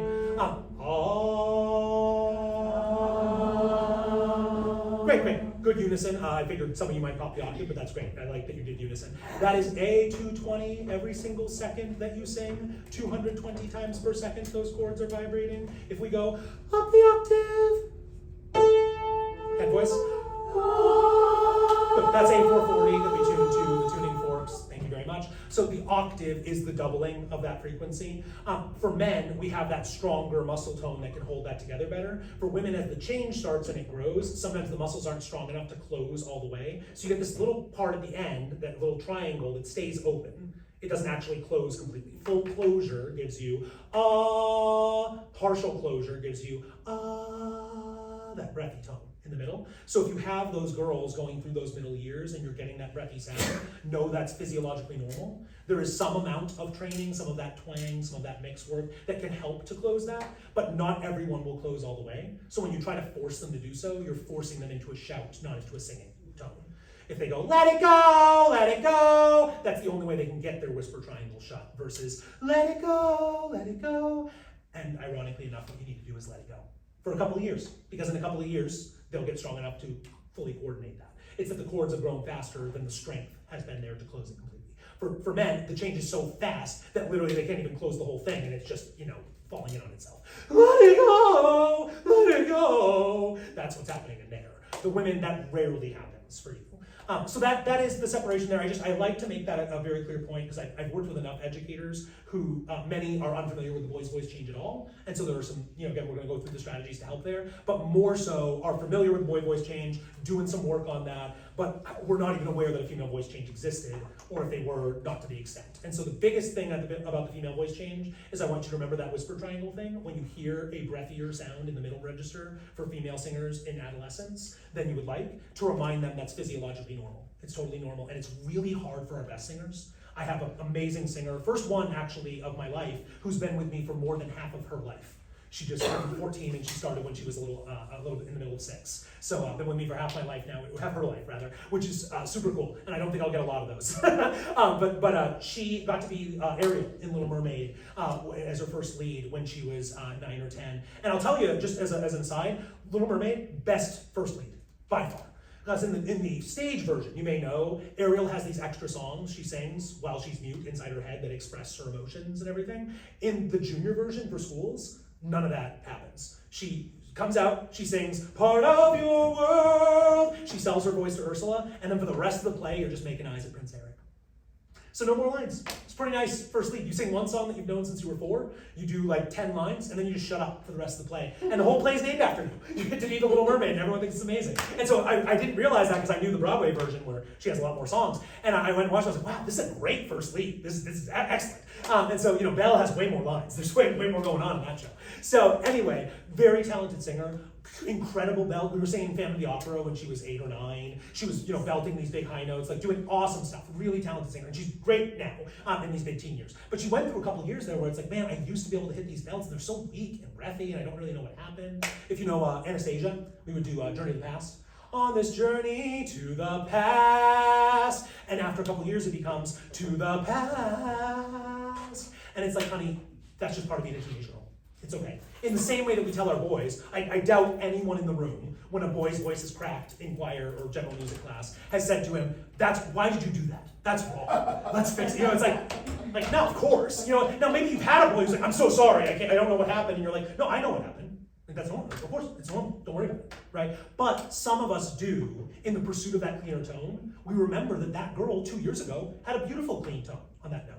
We're like, hey, honey, come on, try a little harder. Don't be so weak. Not so much head voice. Come on, give it a little bit more power. Push a little bit harder. And it's like, yeah, she might have entered that period where that breathy whisper triangle is in the way. It doesn't mean you can't work around it. You can, right? It's different than telling the boys, sing hard enough and you won't crack. It's like, that's BS. But for the girls, there are some girls. I mean, the problem is if you tell the girls, this is normal, everyone will experience this, they'll go, but Susie doesn't have a voice like that. Susie can belt her face off. Why can't I belt my face off? And you go, well, it's because you're in those teen years, like she's the same age as me. Why does she have a belt and I don't? It's like, well, because you have different bodies. And so some develop it at different times, and some girls do develop enough technique to hold that whisper triangle closed. Some don't have the musculature to do so for a few years. It will happen. It just will take some time, right? So the same thing is true with our pitch challenge singers, with our singers who are dealing with these voice changes. I'm gonna give you a bunch of strategies for working with them, but that doesn't mean that everyone will be helped. There's a time period. Some of them, a single tool helps. For some of you, maybe you didn't experience the mix before, and today we go, wow, and you go, wow, oh, that was neat. Never felt that before. I doubt anyone in the room discovered their head voice today. I think that's very unlikely. But maybe there's one or two who are like, oh, that heady mix thing, I haven't really felt that before. I'm gonna play with that. That's kind of cool, right? So there's sometimes just the analogy, just the tool is enough to unlock something for a kid. Sometimes a few months, they learn and they develop and they grow. Sometimes it's years and years of private work, and you may not have the capacity to do that with them. You do as much as you can, and then you let that go. And we have to do that for ourselves. So that's what my girls always need, is this permission that you try your best, and that maybe it'll just be breathy for a few years, and you'll get over it. So we're gonna do a little singing before we hit our break. You can go ahead and grab your packet. The sheet music packet, please, specifically. Mostly this notes packet, you're not gonna reference at all. This is as an after effect for you to review if you want to afterwards. There is a link on my website, Topher Keene /DiceArt2026, that'll have the downloads there, so if you forget yours and want to download it again. And I'm also gonna put videos of most of the songs and other references that I gave you here, just so you have more resources. Some links to my warm-ups and stuff if you want, stuff like that, and just a contact form if you want to ask specific questions. But yeah, today we will use this music packet. We won't use the direct notes as much. Little Wheel of Turning, yes. Music packet, do we have one more, Randy? I don't think If so. not, we might have to look on. I'm so sorry, my friend. I did upload them digitally, so if you have your phone, you can pull them up on your phone too. I shared them on to everybody. Everybody who's on the current email list should have digital access already. I think it's because I'm a new hire, does that make sense? Yeah. That's all. Would someone mind going digital and then hand it off? Thank you so much. Appreciate that. Maybe just looking on next to each other. You will also learn pretty quickly because these are all folk songs, so they're going to be pretty. The last one is a sight read, 4-part thing, so that you'll want to be able to look at. But first one, we're going to hit nice and easy here. There's a little wheel a turning. Can I get a teenager? Thank you. There's a little wheel a turning in my heart. There's a little wheel a turning in my heart. In my heart, in my heart. There's a little wheel a turning in my heart. 1, 2, 3. There's a little wheel a turning in my heart. There's a little wheel a turning in my heart. In my heart, in my heart. There's a little wheel a turning in my heart. Beautiful job. And you guys, because you're such wonderful singers, you sing it beautifully the first time. Can you give me once with full accompaniment, chords and everything, what you think your singers would do the first time they sing a song like this? You try? Might be actually harder for you to sound like them than for them to sound like you, honestly. But can you give me what you think your singers in the classroom would do the first time you do something like this? Here's your pitch.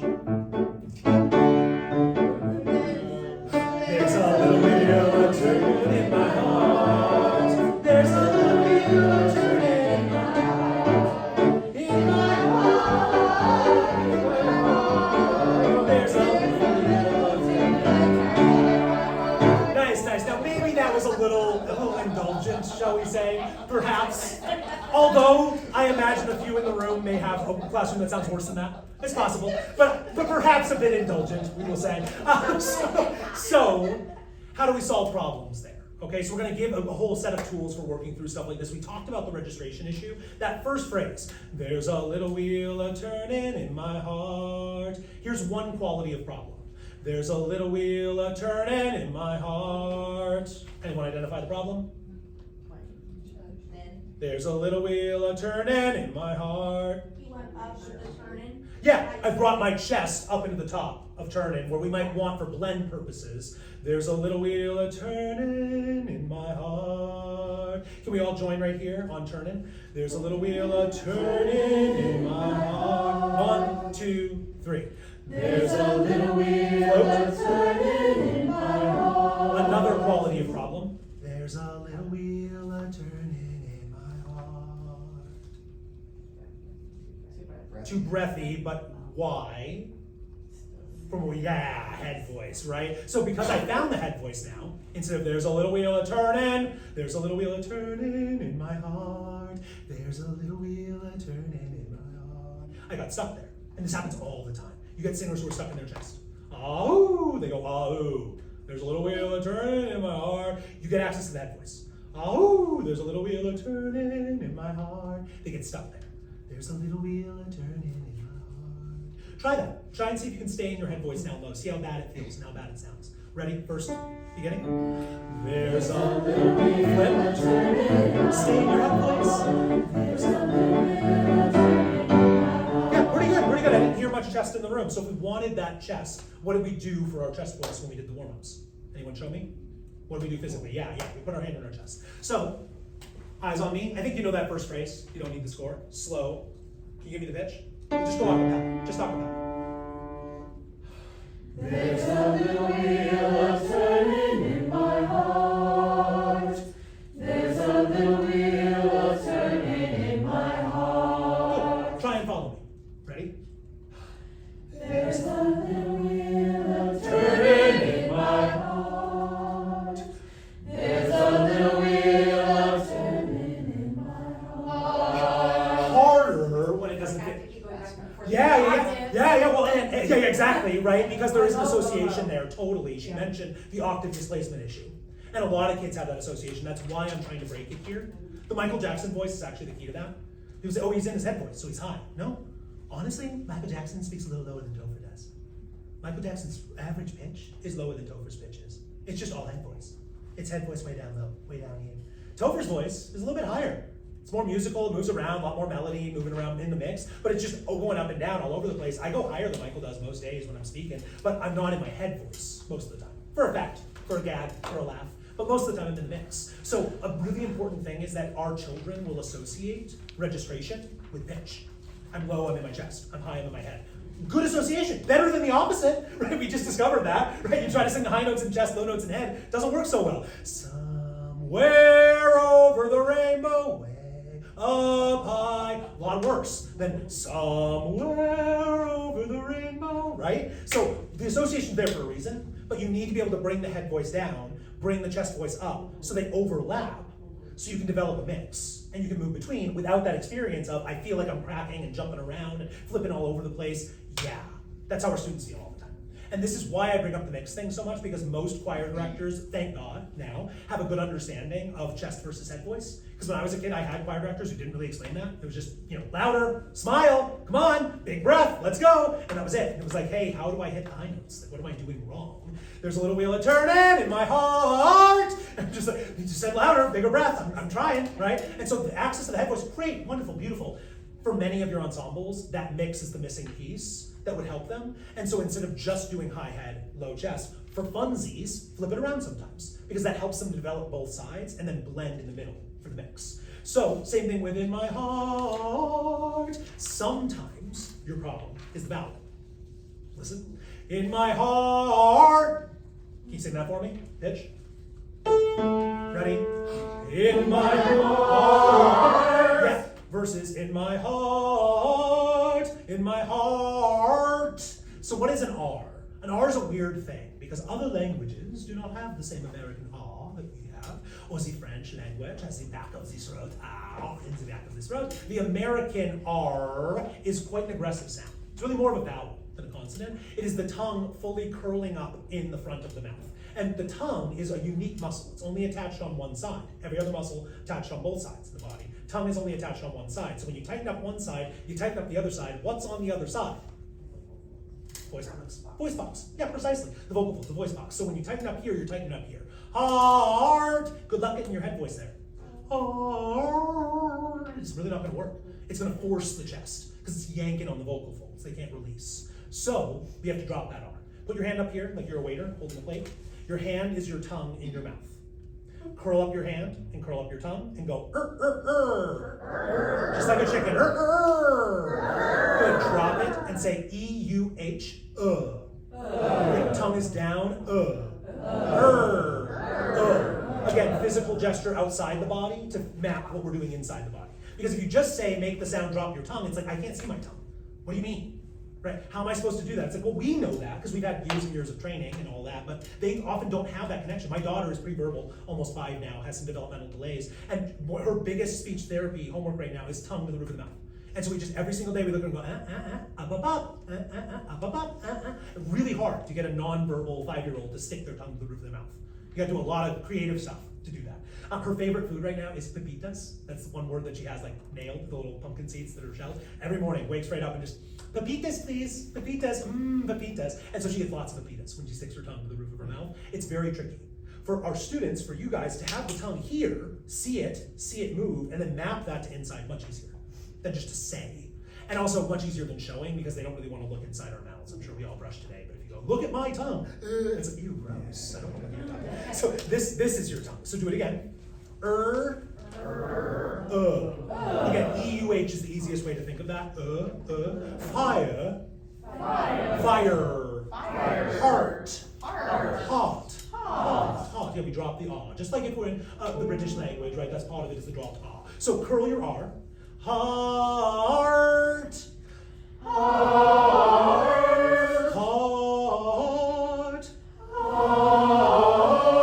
Just stand.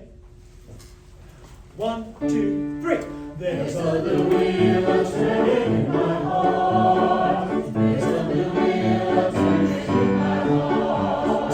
In my heart.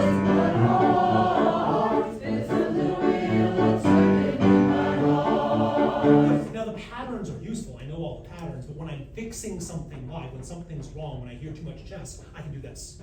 When I hear too much R, I can do this. When I hear too little chest, I can do this. Now I can do it with one hand while I'm still doing the gesture. I can also split up the choir. If I hear altos, sopranos, too much chest over here, too much head over here, I can give those separate gestures, right? I have tools to communicate instead of less chest voice, which we do in rehearsal all the time, right? You're in the middle and you go, yeah, pull back, okay, louder, yeah, big breath. But we can't do that in the concert. You can't shout at them, but you can shout at them with your gestures. You can do that. So thank you. We're gonna pause here, make sure everybody gets a bio break, and then we'll come back within 5 to 10 so that we can hit the second half of the session. So thank you guys so much. We'll hit more singing as soon as we get back in the room. Thank you. 1, 2.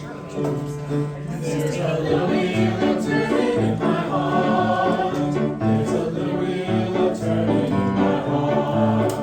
In my heart, in my heart. There's a little wheel turning in my heart. So how do we make this easier for the singers who struggle, for those voice-changing singers and for those with pitch matching struggles? We're going to get a little bit more into what I called before the keynote for pitch matching, the aggressive sequence in a moment. But before we do, let's talk about some of those accommodations for the middle singers. So we have our good singers who are going to be good no matter what. You guys might have been those singers. Anybody have I'm not asking you to out anybody by name, but anybody have any less than good music teachers in their background personally? And their experience? Yeah, when you were a kid? Yeah, sure. So, a singer with a bad music teacher can still sing well. Bad music teachers have good singers all the time. Do you guys know, and again, don't out anybody, but do you know of a bad music teacher colleague, but you listen to their choirs and you're like, oh, those are really good. They might just have good singers. It happens all the time. There are great directors with terrible singers, and there are terrible directors with great singers. Now, there are more commonly terrible directors with terrible singers because they haven't taught them anything, and there are more commonly great directors with great singers because they've taught them great things. But it is also dependent on your population. So some percentage of your population is going to be good no matter what you do, aside from full-on abuse or something. But like all things being equal, everyone in the room seems like a pretty competent teacher. If your skills are not that good, you'll still have plenty of students who succeed anyway because they just have a good ear, their parents sang to them much as a kid, they maybe did one of those early childhood, let's play music, kinder music, whatever kind of curriculums, or they do a community choir like the Phoenix Boys Choir, Arizona Girl Choir, Chandler Children's Choir. They've got other stuff, so you didn't need to teach to them. We don't need to worry too much about those kids because they've got it. Now, if we give them extra stuff, great, wonderful. We want to give them extra stuff. The kids who need more of our help are those ones in the middle, which often is a voice change situation. It could be a technique situation, which we addressed in the first half, talking through our relaxation and posture work, our breathing work, and our registration work. When we have that challenge in that mid zone where they could be successful, but they are not because of things that are challenging them in the repertoire, one thing we can do is make adjustments to that repertoire. Now, obviously, we can pick different songs. Right? Everybody in the room knows that. But just to be clear, a lot of people don't actually implement it as if they say they know that, but they don't actually show it, right? So a lot of us, we take pride in the quality of repertoire that we select, as opposed to the skill with which our students are able to execute that repertoire. So again, maybe no one in the room, but you almost certainly know a colleague where you go to their concerts and go, okay, they picked these songs because they really liked listening to a version of it on YouTube, or they sang this Whitaker song in choir in college, and so they wanted their middle schoolers to do it. As the guy who told you I was doing Whitaker with my unauditioned high school choir, but they did a pretty good job. It was a relatively simple arrangement. It was this marriage, not Leonardo Dreams of his Flying Machine. So anyway, humility in the repertoire, huge thing. It's just take pride in the success with which your students can sing the repertoire, not the repertoire itself. I do unison folk songs all the time with auditioned 6-part a cappella elite choirs because the skill to sing beautifully in unison is a separate skill. And I've seen a million fantastic, beautiful, collegiate, auditioned, sight reading, 6-part a cappella, foreign language choirs that you put them on unison and they sound like blood. Because they just can't get that unified tone. They're used to unifying within their section, but altos sound like altos and sopranos sound like sopranos. And you ask them to sing together and you can't get the sopranos to sound like the altos, you can't get the altos to sound like sopranos, again, to go back to our identity conversation, because the altos are altos and the sopranos are sopranos. And instead, in my choirs, I have singers. Some singers sing soprano, some singers sing alto. Most singers sing both at some point throughout the semester, because I can pick repertoire with low enough soprano parts that the altos don't feel out of place, and with high enough alto parts that the sopranos don't feel out of place, but that they at least get that experience of success on a different voice part to say, oh, I'm not limited to this one thing. That's not the one thing I can do. I can do many things. And it also really helps with blend. If every once in a while your bottom singers have to sing the top, your top singers have to sing the bottom, they're forced to hear themselves in new places, it opens their ears, it adjusts their blend. So, new repertoire selection, I would encourage every single person here in the room to consider, if you don't already do unison pieces with your best choir, to do at least one in every concert. It's a real great opportunity for them. It also helps with some of the elitism and classism that can happen between auditioned ensembles and unauditioned ensembles. So it's not every single piece the audition choir does is amazing, and every single piece the beginner choir does is baby and beginner. It's that sometimes these guys have a harder piece. What ideally is it should look like your ranges, chest and head overlap. That the hardest piece the unauditioned choir does should be harder than the easiest piece that the auditioned choir does. There's overlap where they can collaborate, they can sing the same songs together, they have songs that they can maybe sing to their younger siblings that they could do somewhere else that they can carry on their own. If all you know, and I had this happen before, where you do 12 years of public school choir, you leave, you did all that stuff, and you say, well, what did you learn in choir? And you go, I know the tenor part to the Mozart Requiem. It's pretty cool. It's pretty cool. It's a pretty cool tenor part. And you're like, cool, can you sing that to me? Like, that sounds terrible. I did barbershop for many years. I don't know if you guys know, but Arizona is one of the largest hubs for barbershop choruses in the country. Lori Lightfoot, who used to be at Chandler, was international gold-winning touring barbershop choir program there. I've gotten some gold medals as a barbershop director. Barbershop is 4-part harmony, always 4 actual parts. Our 4-part a cappella in the traditional choir world is usually 3 parts with 1 at the octave. So you have root, 3rd, 5th, and root, right? But barbershop is always 4 unique notes, almost always dominant 7ths throughout the structure of the arrangement. And in barbershop, you have a bass who obviously carries the bass. You have a lead who carries the melody. You have a tenor who's often a 3rd or a 6th above doing the harmony. You have a baritone who's called the trash can. And that's whatever note is missing, whatever's left. So you write your lead, you figure out what your harmony is, you write your bass. Your tenor gets some mix of those to flesh out the chords. Whatever's left over, baritone gets that. Me and one of my best friends, Dylan, used to sing in a barbershop choir, sing the baritone part, and we both sang lead first and did the melody, but we both had good ears, and so we ended up getting moved to the baritone section. And after the first couple times, he goes, baritone kind of sounds like a drunk guy at a bar who heard the song once 3 months ago. Amazing grace, how sweet the sound that saved a wretch like me. It's like, that's the correct part. That's what it's supposed to be. Good job, you nailed it. Right? So anyway, I say that to say, switching around parts gives all of your singers an experience of the different parts, gives them a chance to experience harmony if they're normally melody singers, and vice versa. Doing unison pieces ensures that at the end of the semester, at least your singers have 1 or 2 songs they can sing that sound like a song. Because if all you have are alto parts, and your mom says, sing me one of those songs from choir, and you go, there's a little wheel a-turning in my heart, there's a little wheel a-turning in my heart, there's a little wheel a-turning in my heart, there's a little wheel a-turning in my heart. She's like, I don't think you're doing a very good job, honey. Teacher's like, no, she nailed it. That was the alto part. So that's okay. So it'd be good if you had some unison stuff in there, right? Now, when you do that, the various voices in the room can't always meet there, right? So start with simpler repertoire. The next piece we do is going to be much more simplified. This one's quite rangy, right? The other thing you can do is adjust keys, obviously. And so then the other thing you can do is give other versions of the song. So the first song we sang, Make New Friends, also works as a round. So if you need harmony, you can teach it as a unison, and then you can teach it in a round. Go back to Make New Friends, E flat, please. Make new friends, 1, 2, 3. Make new friends, but keep the old. One is silver and the other's gold. We're just going to do the first verse for now, but there is a second verse in there as well, which is quite beautiful. So, now,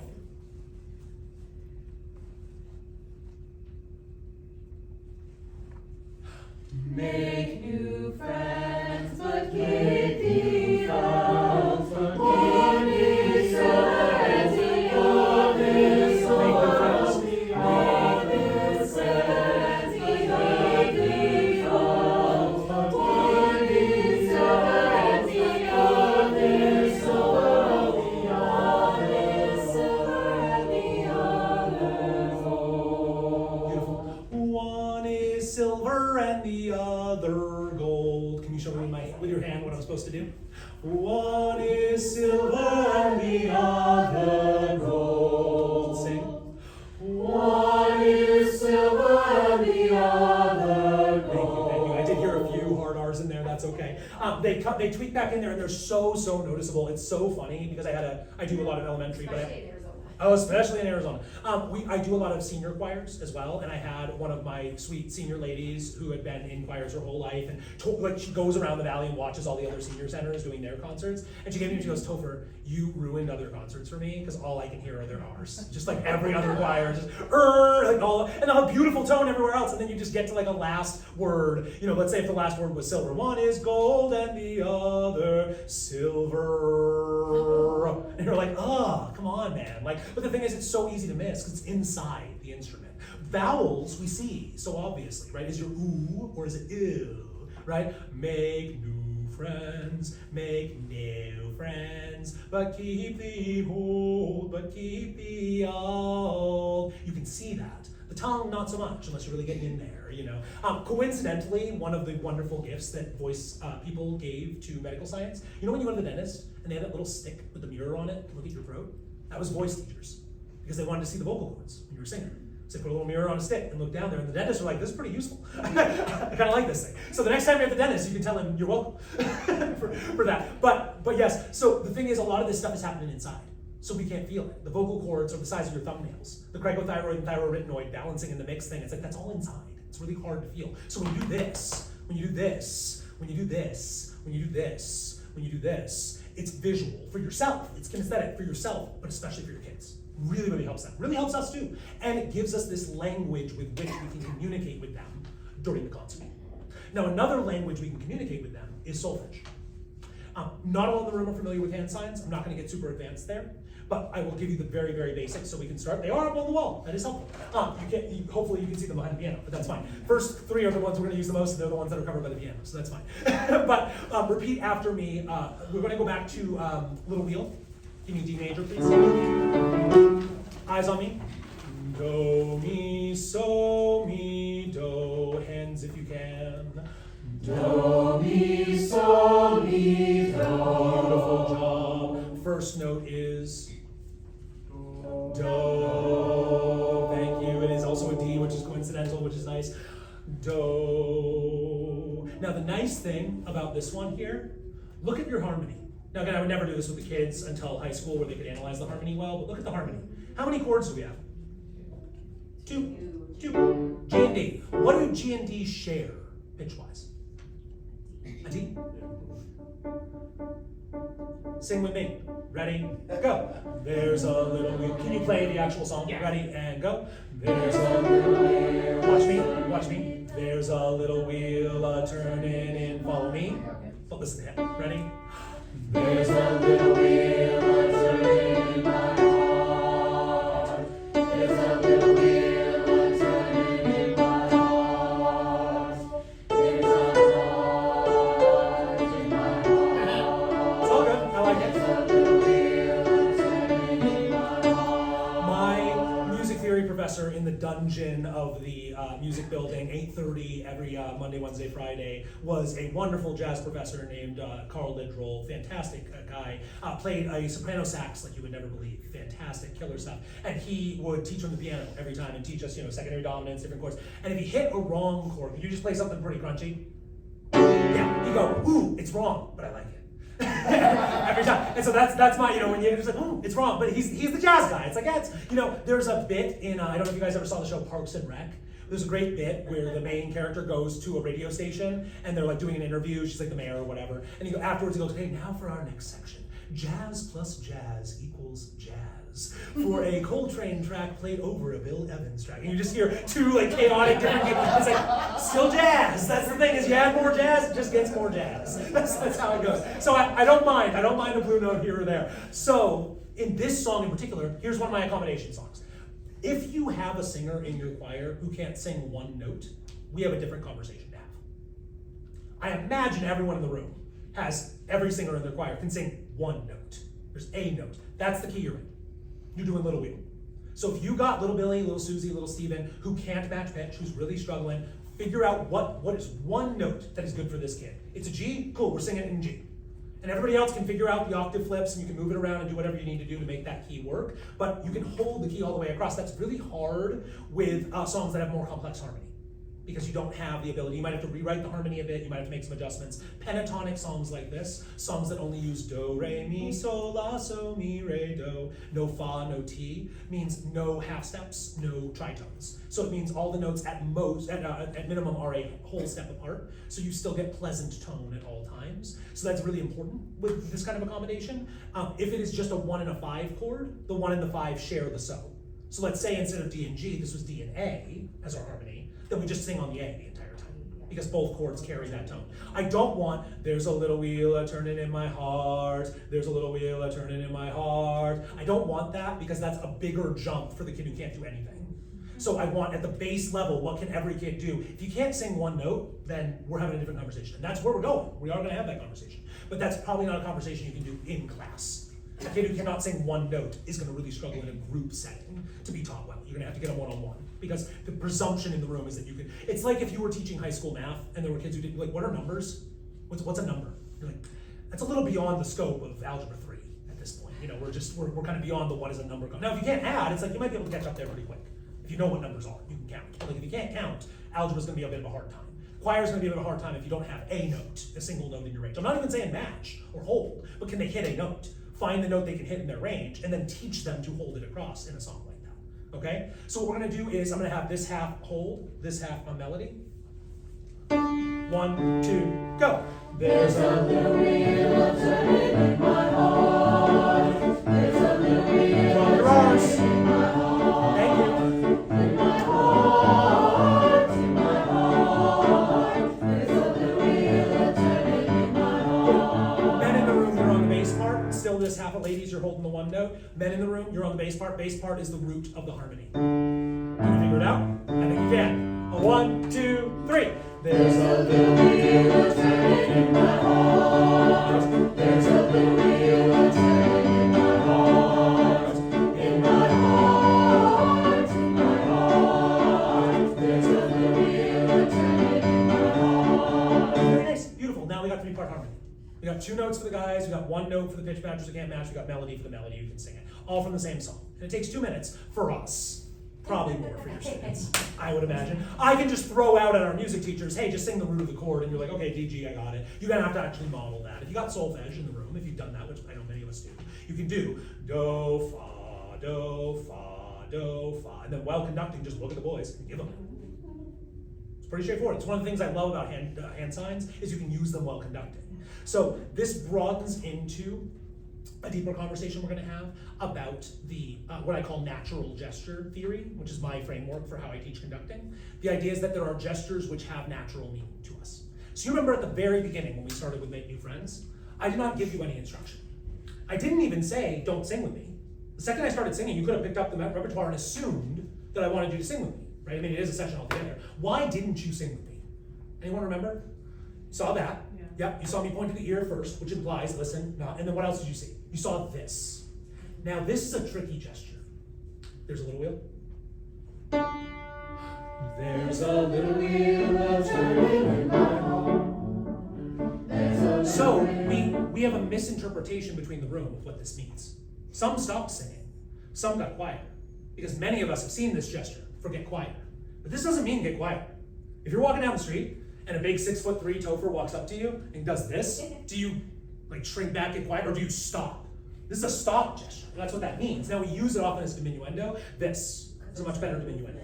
We bring down, we soften, we dampen. We don't tell them to stop, because stop means stop, and stop should mean stop. And we don't want our kids to misinterpret stop. If they get stopped by the police at some point, and the police says this, and they just start speaking quieter, that's not good news. We don't want to set them up for failure, because these gestures mean things, right? So when you do this, when I come to you, when I was ready to sing, I did a lot of this, and then I went like this.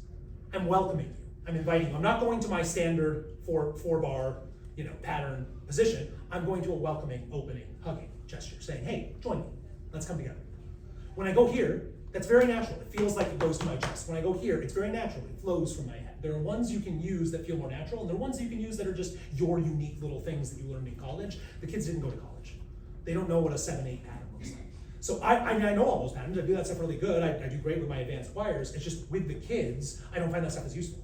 I want anything I'm doing to mean something. If I threw a bunch of words at you that you didn't know what they meant, if I said, it's really important we focus on the vernacular of music, Sure, plenty in the room have heard that word before. I'm sure there are a few in the room who have never heard the word vernacular before. I could just say the vocabulary of music, the words we use to communicate our language. That's probably more effective for the room than assuming everyone in the room knows that. If I just said, hey guys, let's activate our thyroidnoids, and then let's go ahead and flip up to our hypothyroids, good job, yeah. It's like that is not as useful as breaking it down to simpler language that I know you understand. Conducting is a language. It's gestural language, it's not verbal language, but it is a language. And many of your students don't understand the words you're saying. You're conducting in French and they're listening in Spanish. So if we give them clearer gestures, if we train it in the warm-ups, if we train it through the entire time, they're able to make that manifest as they come through. You've already seen it. There are many times where I did not say anything. Well, in the midst of conducting, I just gave you something and you're like, oh yeah, he wants head voice now. Now in rehearsal, you can go, head voice, fine. But in concert, you can't. So if you train them to respond on that, when you get to the concert, maybe they remember that you said that. Maybe they made some notes in their score. Maybe. Probably not. But if you can get eye contact, which is hard, I know a lot of them are buried the entire time, but you gotta train that too. But if you can get eye contact, you can do this too. You can walk up. I've plenty of times, I mostly conduct without a score. And the reason why is I don't like this object between me and you when we're communicating. So I memorize, I learn all my stuff, and then I move the stand away. You may not memorize, that's fine. But I would, while conducting very frequently, if there's problems and I'm not getting connection from the ensemble, I just walk up and just.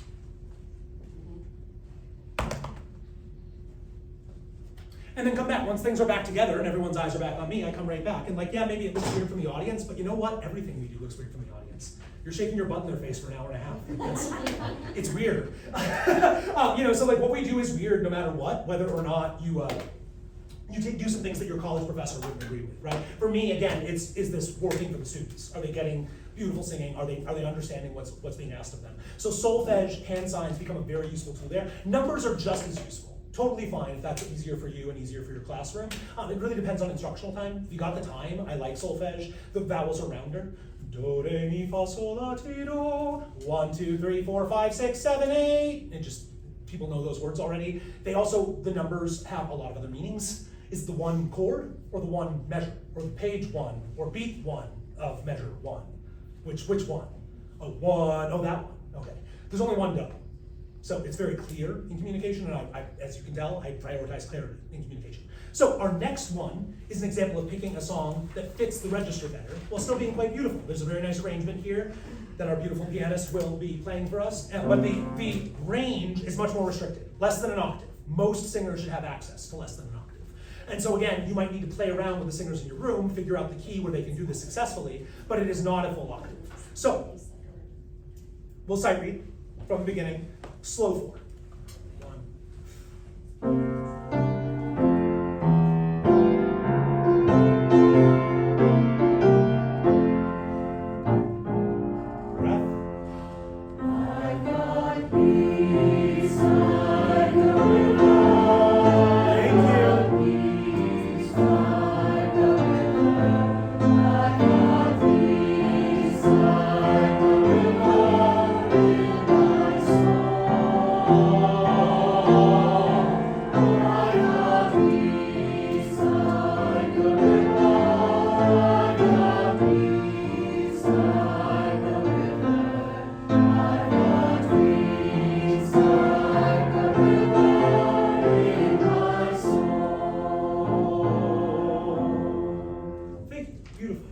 Something really nice happened in the middle of that song where you grew a lot on In My Soul. How'd you know to do that? Looking at you. Yeah, many of you did. He certainly helped. He was looking at me too, so he grew a little bit when I did that. What did I do to make that grow happen? Yeah, physical motion, larger. This is the obvious key to that. Anybody who says, I don't buy that natural gesture theory thing that Topher's talking about, it's like, well, do you get smaller when you want them to get louder? Do you get bigger when you want them to get quieter? You can try it. Okay? I want you to do the same thing. I got peace like a river in my soul. Look at me, just that phrase. Ready? Just in my soul. I got peace like a river in my soul. It was that very that phrase. Yeah. I got peace like a river in my soul. Ready? Eyes on me. Do the same thing. Hard, right? Hard. Yeah. Now I told you explicitly, do the same thing, crescendo, but if I'm doing this, it's much, much harder. Right? And we do that all the time to our singers. We say, less, quiet, shh, it's piano there, shh, right? We do that all the time. We say, head voice, and our gestures are right here in our chest, instead of maybe floating up a little bit lighter to allow them to feel where that is in their placement. We say big breath with our hands up here, where the breathing doesn't have to. Don't breathe with your shoulders. Stop breathing with your shoulders, kids. Where, if you want your breath in your belly, maybe come down here where the belly is, if that's what you're seeing. Now, the gestures are going to move all the way throughout the place to communicate what you need. So if the singers are struggling with breath, I'm going to move back here to the core. I'm going to show them, I need you here right now. Right? But then if that causes them to get stuck in their chest, I'll start to float up here and say, I need you here. I need you up in your head voice. Again, balance. This, rub your head, pat your head, rub your belly kind of thing, right? You might need to do two things at once because as singers, we're doing a lot of things at once. We're not just doing one thing. It's like, well, focus on the breath. It's like, okay, there's a lot more to the voice than the breath. You fix the breath, it fixes a lot of things, but it doesn't fix everything. There's a lot of problems. So you might need to communicate those things constantly, and we might be communicating poorly with our singers. If you over-rehearse them, if you prepare them fully, and they're really competent singers. I've had plenty of conductors, and I don't like to do it because I love conducting, but I've had plenty of, I worked with, anybody know Renee Clausen, the composer? Yeah, I worked with him in Minnesota once. Really cool guy. His headshot is 45 years old. He definitely does not look that young in person, but he's a very handsome man still. He's like 6'5". He's one of the few people bigger than me. His arm span is way longer than mine. I was in the back row, and I felt like he could have flicked me right in the head every time he was conducting. Huge guy, really cool, very imposing, very powerful, very, very wonderful conductor. And very frequently, he's conducting the Concordia Choir in Minnesota. These singers have been singing their whole lives. They sound amazing. Relatively frequently in a concert, he'll come up, and then just go sit in the front row and just enjoy the show. And it's like, they know what they're doing. They're fine. They don't need me for this one. Other ones, maybe, if it's super complex, mixed meter, if it's a newer song, they haven't worked that much. But if they're doing a nice 4-part arrangement of Amazing Grace with a pretty stable tempo, it's like, they know how to sing. They're fine. Jazz band guys. Anybody in the room a jazz band person? Either a director or a player? Yeah. Very rarely are you in front doing a pattern the whole time, right? You just walk up to the band, like, hey, drums ready, you good? 5, 6, 7, 8. And then you might just kind of pop back up like trumpets, yeah, good. And then just kind of step back, enjoy it for a little bit, and yeah, a little more, yeah, good. And then you just kind of get your way out of there. Again, if you watch Whiplash, you see that kind of thing, right? So that style, again, I just want you to have the freedom as directors to feel comfortable breaking the rules for the purpose of producing better results with your singers. That's what I want. Right? Now, if you're doing it for your own ego and having fun, it's like, sure, whatever. Like, that's a different thing, and that's not what I'm talking about, right? But in the barbershop world, the directors are very often part of the choir. They'll start the song, and then they'll turn around and stand with the choir and sing to the audience. And it's very, very different style of performing. I encourage you to check some of it out. The international championship ones are fantastic. And the best one, and I'll put it on the resource page at the end, there's a group called Ambassadors of Harmony, which is one of the top international men's choruses in the world. They did an arrangement of 76 trombones. Full costume changes, amazing choreo, like crazy stuff, and the director is like on and off the stage constantly, like part of the show in a really cool way, because the ensemble had the rehearsal time to make that happen, right? We often don't. We're in the middle of the concert and we hear them screaming in their chest and we need a quick fix to that. This is a quick fix to that. So I'm trying to give you that selection of stuff for that. Peace Like a River, beautiful song, simple register, simple range requirement. You can adjust the key to fit whatever the students in the room need, and then you can adjust your harmony as needed from there. The other thing with Peace Like a River is that it gives us a doorway into our solfege work. So we're gonna do a small mini workshop on helping kids who really can't match pitch, and then we're gonna do a little solfege, and then we're just gonna sing to the end. So what I need, and I will request this very carefully, what I need is a brave volunteer who is willing to sing a couple of notes for me in front of your peers, and also willing to intentionally sing some wrong notes out of tune. Do I have anyone in the room who'd be willing to come and sing? I see, wonderful. And your name again was? Cherise, come on up to the blue chair. Thank you, Cherise. Yes, round of applause for Cherise and her bravery. Sometimes more embarrassing to sing the wrong note than to sing the right note, certainly. So you have permission to sing wrong. We are going to reference the handouts for this one because I want you guys to have this in front of you. So we're going into the instructional sequence for pitch challenge singers. This is about 3 pages in. So again, as I mentioned from the beginning, this is chemo, this is not Tylenol. This is not what you use with a singer who can benefit from the group instruction and after a few months has caught on and is mostly singing in tune. This is for that singer that maybe everyone's had just 1 or 2 in their career so far, who no matter what you do, end of the semester, you've been doing it for months, they're still wildly out of tune. What we need to do is we need to make it easier for them. We need to find a way to catch them where they are and move them up in solo one-on-one instruction like this, Cherise. And so if you don't have the capacity or time for that, forgive yourself. It's not part of the job. They don't pay you enough to make that happen. You can't do individual instruction for every kid. It's not the expectation.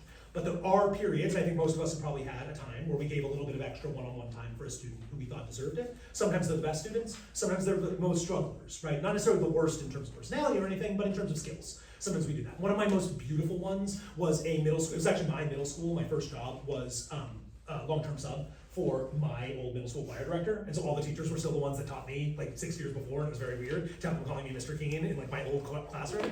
And then I had this middle school boy, and we were doing, general music, and we're learning keyboard, and he says to me, Mr. Topher, I can't play this like Mary Had a Little Lamb thing because, I play football, and we move all our fingers at the same time to catch the ball. So like, I can't do this thing where you're like different fingers. I was like, I don't think your coach would agree with that interpretation, my friend.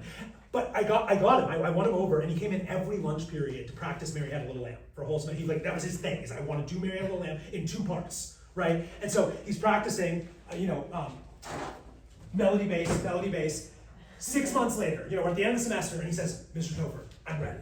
And I go, cool. And I get ready, and we have this little, I'm all ready for it. We have the celebration. He goes over to the piano and he sits down, and he goes,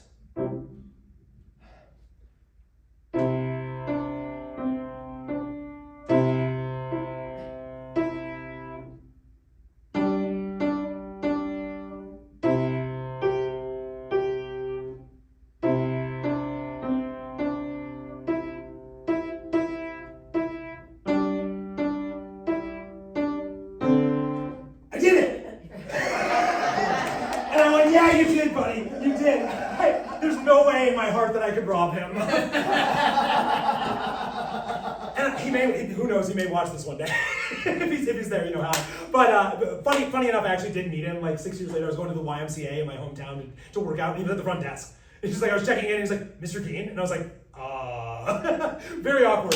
So I hope that doesn't happen to you guys in your future life, meeting students in the weirdest places. But those experiences for me, so much more valuable and powerful than some of the students who, again, you can feel a connection to, but like they were gonna be solo stars no matter what. Whatever teacher they ended up with, they were gonna be starting the musical. These kids came in with private coaching, with parents who were singers, like they were gonna nail it no matter what. And so those kids are great, and they're wonderful, and they're rewarding, and you wanna help them, and they're a great part of the journey. But the kids who couldn't have done it without you, those are the kids that often stick with you. And so this is for those kids. If you have that kid where you're like, man, I wish I could help them. They just really struggle. They want it. They have the heart. They're willing to put the work in, like Sharice is going to do for me right now. You want it, right? You want to sing in tune, right? So if they don't want it, you can't make them do it, right? You can lead a horse to water, but you can't make it drink. So you can give them the instructional sequence, but you can't make them match pitch. You can give them the opportunity to match pitch. So this is what the opportunity looks like.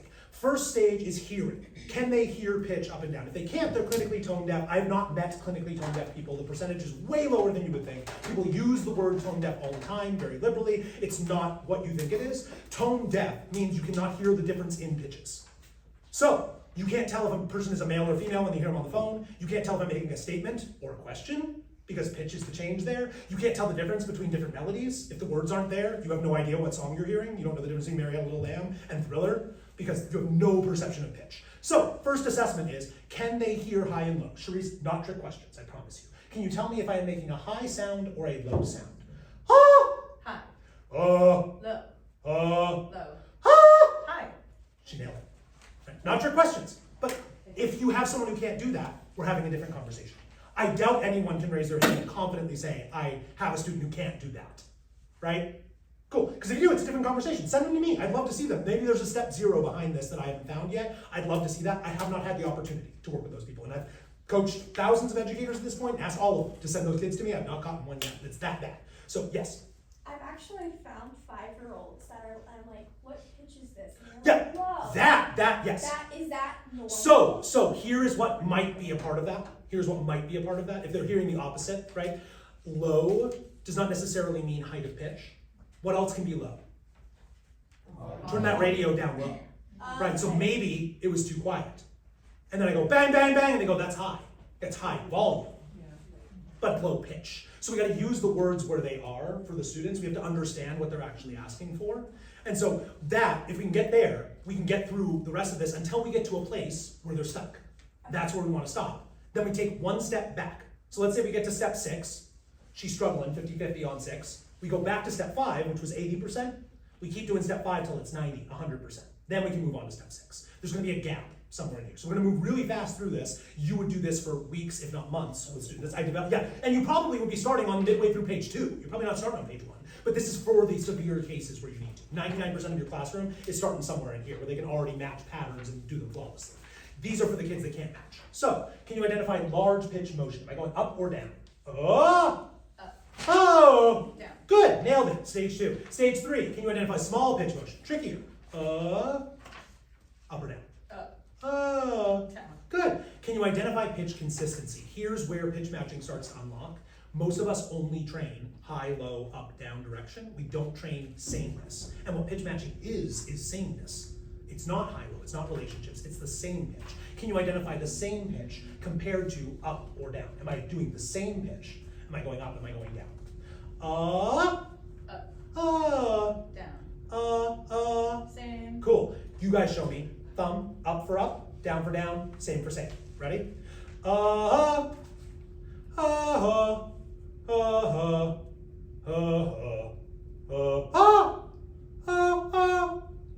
Yeah, a few of you are like, he's a little flat. Quarter tone. Fair, I'm not doing quarter tones on you, okay? This is not Indian raga session. I'm trying to sing the same note, I apologize.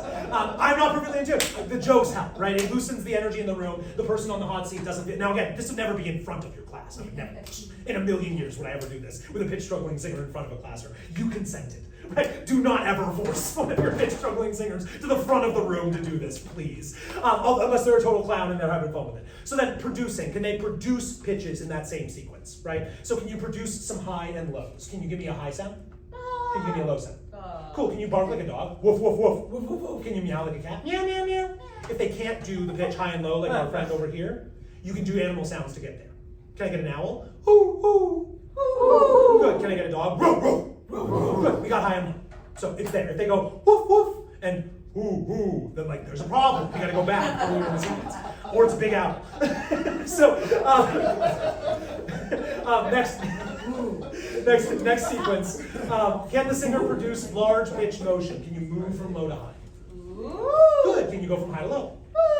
Good. Can you produce small pitch motion? Good. She can, right? Can the singer produce pitch consistency? Here's where we can introduce little wheel on the same note in the same key. Right? If she can't hold a note, we can't do that. You gotta find a note. So pick a comfortable note in your voice and hold it. Gorgeous. She held it beautifully, right? Now I have to match her. She doesn't have to match me. It's easier for her to make a note and me to match it than for her to match to my note. And this is where so many of us fall flat, is we produce a note and say, match the note. So instead, I'll help her find a note. If she can't find a note on her own, if she can't hold a note, we gotta go earlier in the sequence. We gotta train the ears. We gotta work through. We gotta listen to more music. We gotta do more play, more exploratory stuff. Maybe you have to listen to more music at home. Send some CDs. Talk to mom, talk to dad. Because there's only so much you can do in the classroom, right? So, can you hold that note again? And I'm gonna try to match you, okay? Try not to run away from me. Very nice. Now, if she runs away, I gotta follow her and chase her, okay? So what I want you to do is try to move away from my pitch until you get to the bottom where you can't move anymore.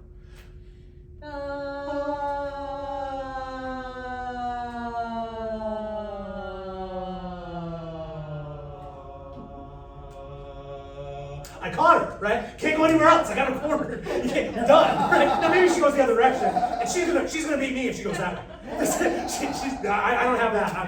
Herbert Washington, who runs the Phoenix Boys Choir, beautiful high falsettos. I can't chase her to the top, right? But I can chase her to the bottom. I can catch her there, and so I find her and I say, hey, what does that feel like when we match there? When I'm actually on the same note as you and we're not on different notes, what feels different? Yeah, well, in your body, what does it feel like when we match? What words would you use to describe that? What does it feel like to match the note? Like low. Okay, that note was low in your voice, right? And so hold the note, hold any note again. Versus, do it again.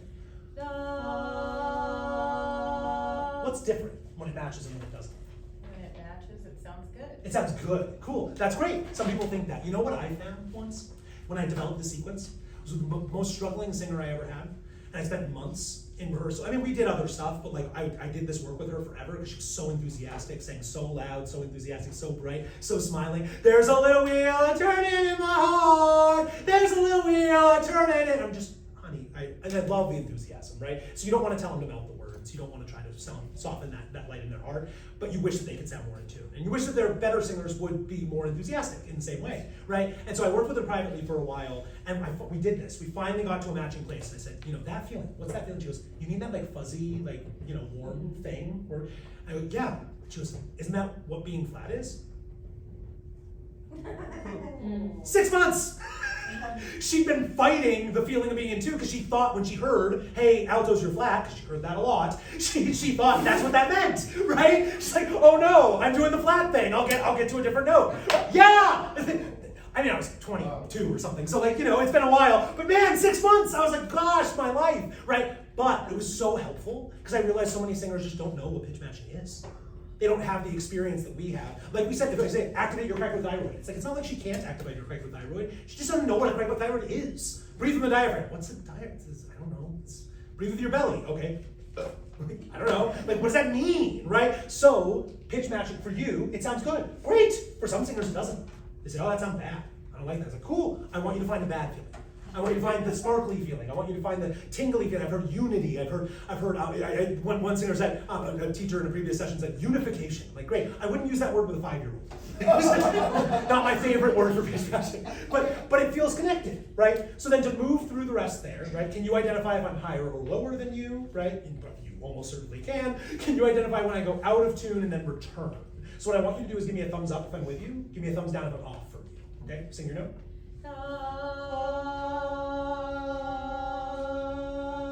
Good. Can you guide me back? Because all you're doing right now is telling me if I'm right or wrong. Can you guide me back and tell me if I'm too low to kind of like lift my pitch up, and if I'm too high to kind of bring it down? Do it again. Sing it out.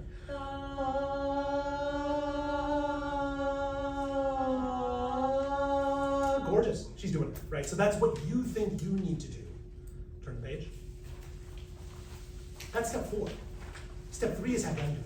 Because it's easier for them to sing a note, hear your notes off, tell you what to do, than it is for them to follow your instructions. If they could do that already, they'd be doing it in class. I'm not saying this is easier for the students who are achieving as singers. I'm saying this is easier for the students who can't match pitch. They can hold a pitch. They can't match yet.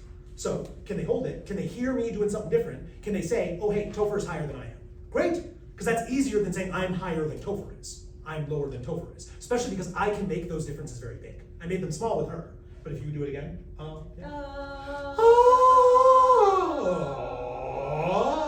she's not going to do that on her own. She's going to try and get close, so it's harder to hear. I can make very obvious swings. Back page, can they follow me moving up and down, just like I did for you, what you did for me? Matching. When I sing a note, can you follow me to get to the pitch? When you sing a pitch, does the singer close their eyes and match with careful listening without instruction? Close your eyes. Gorgeous. Now we might say she's matching pitch now, but she can't quite sing a song. She can sing the D across, a little wheel, but she can't quite sing a song. So then we want to get into things like patterns underneath. When I sing a pattern, can she sing with me? When I sing a pattern, can she sing with the piano? Different and harder than singing with a voice. When I sing, can she sing a cappella after? Most difficult. By the time I can do, there's a little wheel. There's a little wheel. She's not only matching, she's doing what?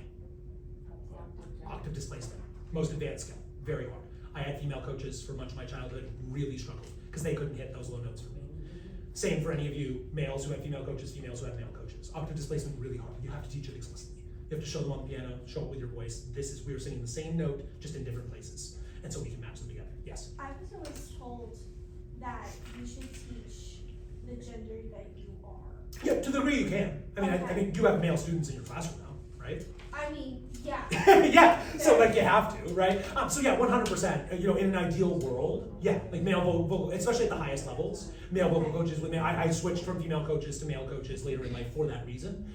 During puberty, many times as well. I'm pretty good with the female voice change, so I do have many girls who are going through that transition, but I will always express with them like, hey, my wife is a very high level professional singer and a coach as well, so there are many times where I can just like call downstairs and be like, hey honey, I need you to show them the belt thing, because I can't whine mix belt on a high D flat for let go or something, I can falsetto it, but I'm not gonna be able to show them the tone they need up there, so I would loop in someone else. So for those of you who need that, like again, you have a beautiful collegial room right here, so I would ask you to make use of that.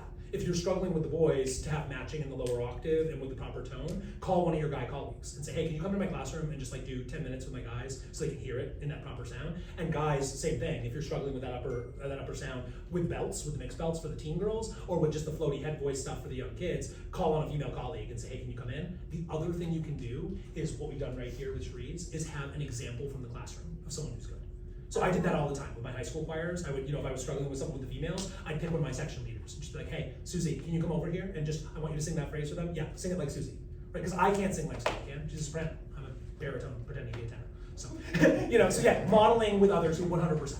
Solo coaches, if you've done enough work, you can. I've had great female coaches, and my last opera coach was a female, and she was fantastic. She was with the New York Met and everything. But definitely there is, if you're a baritone, better to study with baritone. If you're, sure, valid. Thank you, Therese. Round of applause for Therese. So you can reference this on your own. There is another video on my YouTube channel of me doing a similar demo lesson if you want that breakdown.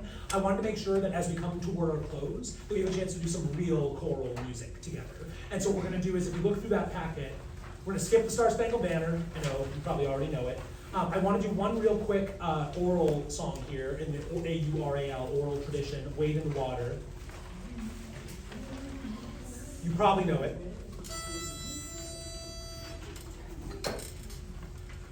Wade in the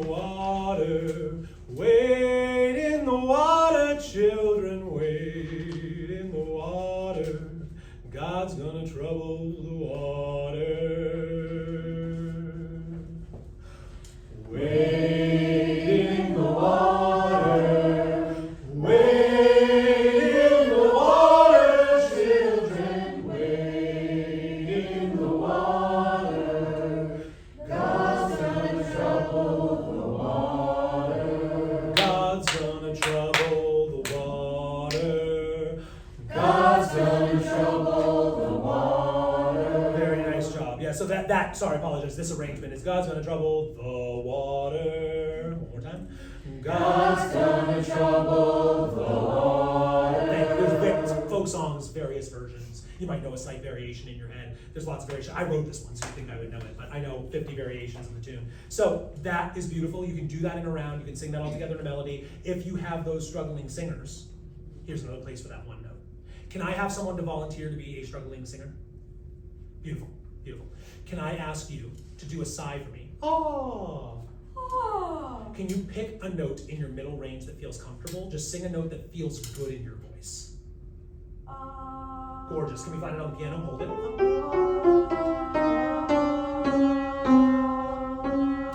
Yeah, what is it? C sharp. C sharp. We're singing in C sharp. Wait. C sharp minor. C sharp minor. Please, thank you. Ready? Wade in the water. Wade in the water, children. Wade in the water. God's gonna trouble the water. Very nice. Now we do have that conflict at the end there, so if you want to, you can do God's gonna trouble the water. You can do that dip there, but you can hold it right across. So we're gonna have half the room. Wade in the water, wade in the water, ready and go. Wade in the water, wade in the water, ready, melody, here we go. Wade in the water, wade in the water, children, wade in the water. God's gonna trouble the water. Very nice. Middle. Wade in the water, wade in the water, wade in the water, wade in the water, wade in the water, wade in the water. God's gonna trouble the water. Half steps all the way down to 5. Ready? Wade in the water, part 1. Wade in the water, wade in the water, wade in the water, wade in the water, wade in the water, wade in the water, wade in the water, wade in the water. God's gonna trouble the water. Wade in the water, wade in the water, wade in the water, wade in the children, wade in the water, wade in the water. God's gonna trouble the water. note. So we got something that's only a range of a fourth.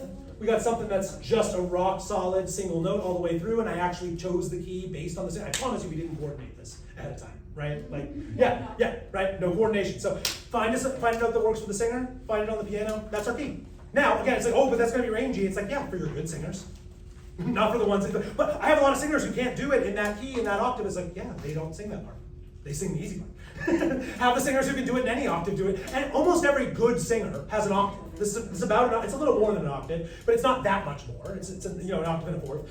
You can find that range in most of your good singers. So they might have to go up the octave or down the octave. They might have to sing, wade in the water, instead of wade in the water. You might have to find where they fit octave-wise for the good singers on the melody. But then you've got everybody else. You've got the ability to do a scaffolded instruction. One note, fourth, full octave and a half. And you can rotate that if you've got the skills in the room, but if you don't, you've got people who can just do one. And that's great. That's great. You caught them. Because before what they were doing was wade in the water, children.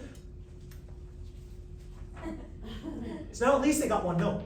They can do something. We can build from there to somewhere else. And again, you always have to have other singers with them, not just the one or two. You go, you three are really bad at singing, so you only get one note. The rest of us are going to sing the cool song. No, there's some good singers in that room too. Now you don't classify them in your head that way, but like you have some other strong singers in that part too. This is the problem that happens so much. I had somebody mention the alto soprano thing, where the alto becomes the dump ground. Right? The good singers are sopranos who can hit the high notes, and the bad singers get thrown in the alto section. That's pretty rough, because the alto parts are harder. The harmony stuff is rough. Yeah, it's not as hard as the high notes, but it's much harder on the ears. So you have a real problem here. You need good singers in both sections and weak singers in both sections, so everybody grows. So same thing here. I'm not saying this solo note is for just the struggling singers. Not at all. Honestly, you should probably have more good singers than struggling singers there, because if it's 50% struggling singers, they're going to lose the note. They're going to go somewhere else. So you need somebody who can really rock solid hold them. So we're going to do an actual choir piece, a little four-part stuff, so you guys get some real enjoyment. This is a beautiful piece, Brothers, by Carl Stoibing. Mr. Stoibing, he was a teacher like you guys at the same school for decades. They actually just did a memorial where they did this song with a reunion alumni chorus of all of his students for his 100th birthday 4 years ago. He's passed. He didn't make it to 100. But like this is some old stuff. And he was very beloved. It's a beautiful song. The story of this song is that the poet found a photo, like an old, no story to it, no words or anything, but an old black and white photo of someone from a foreign country, strange garb, strange hair, hats, weird facial hair, things that he didn't recognize, very foreign culture to him, seemed odd, but in his eyes, he saw someone that was human, that he connected with. He could totally see, oh, this guy could be my brother. This guy could be my friend. He could be the guy down the street. Everything else looks so weird. But right there in the eyes, in his questing eyes, I see the same thing that I have for him. Who are you? Who's that weird guy that I'm seeing? Maybe you could be my brother. And like in his eyes, I saw the same thing, that he would be open to having a loving relationship with me. We're gonna do it twice. We're gonna do it once with piano support, and then I want you to try it a cappella. Do I have in the room those who identify as, not who, but those who sing soprano? Cool. Can I just get a quick stand up? Can I get my sopranos over here? My altos, my tenors, my basses? That'll just make our sight reading a little cleaner. Soprano, alto, tenor, bass. That's not how I normally organize my choirs, but we're moving fast because we're almost done. Technically baritone. Yeah. Tenor's not crazy high, so it's sort of we got pretty good balance. Yeah. Come on in front, ladies. Come on in front.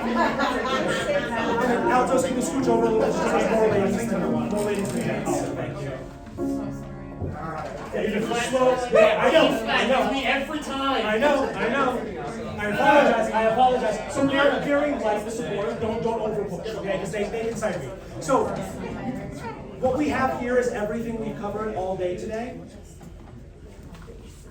There is chest, there is head voice, there are vowel modifications, there's so much going on here. You're not gonna be able to look at me that much in the first run through because you are sight reading. So trust the piano. We're not gonna take generous pauses between sections. We're gonna move pretty much at tempo for both the pianist's sake and for your sake while you're sight reading. When we do it a cappella, I will ask that you look up for me a little bit at the ends of phrases so we can take artistic breaths and some moments of stretch and stuff so we can enjoy our moment. So for now, pretty close to tempo, catch your breaths in between phrases as you go. Note for the tenors, you do have that D natural on the second phrase there, that fee. And then sopranos have the same at the bottom. And then at the top of page 2, we have a G flat, a ta, coming up as well. Outside of that, it's very tonal. Tenors, you do have that D natural again, coming up on the end of the piece. Other than that, it's very tonal, A flat major, starting on the La on the F minor. Can you play the opening motive?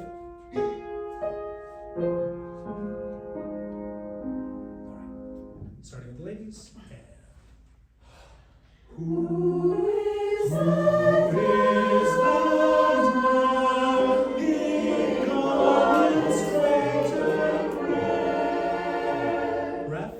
Who is he who speaks in rhythms alien to my ear? Breath. Who is he?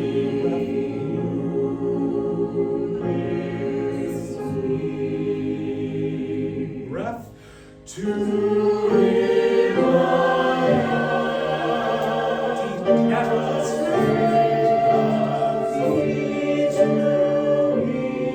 sopranos. Breath. Unison. His resting eyes. I read silently. Ladies.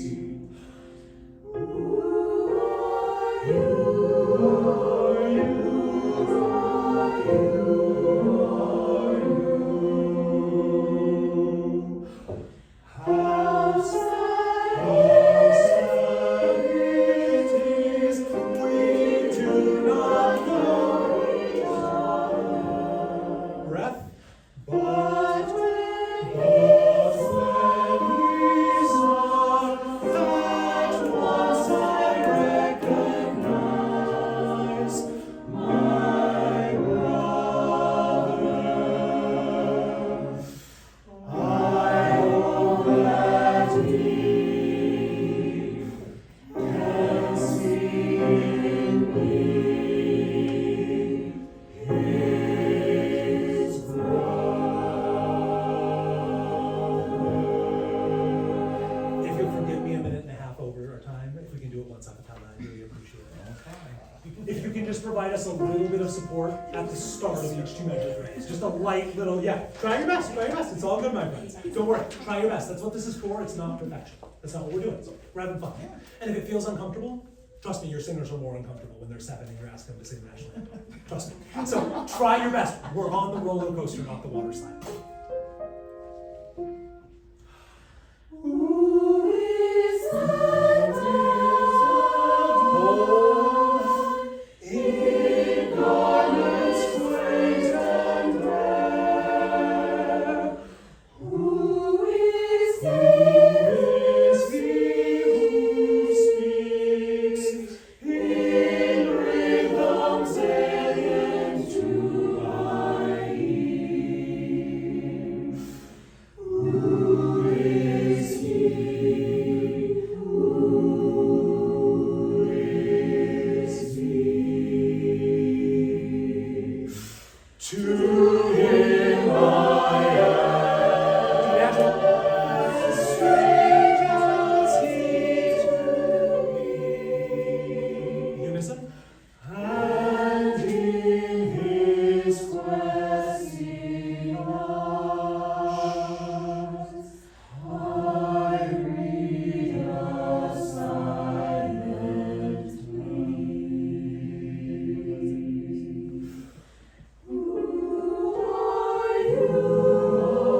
Who are you? How sad it is we do not know each other. Breath.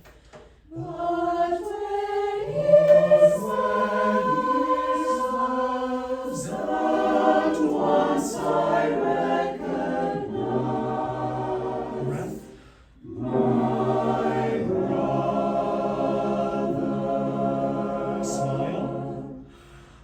I hope that he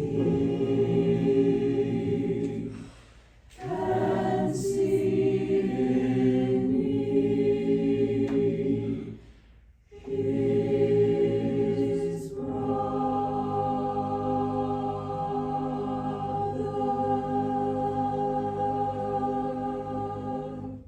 Beautiful.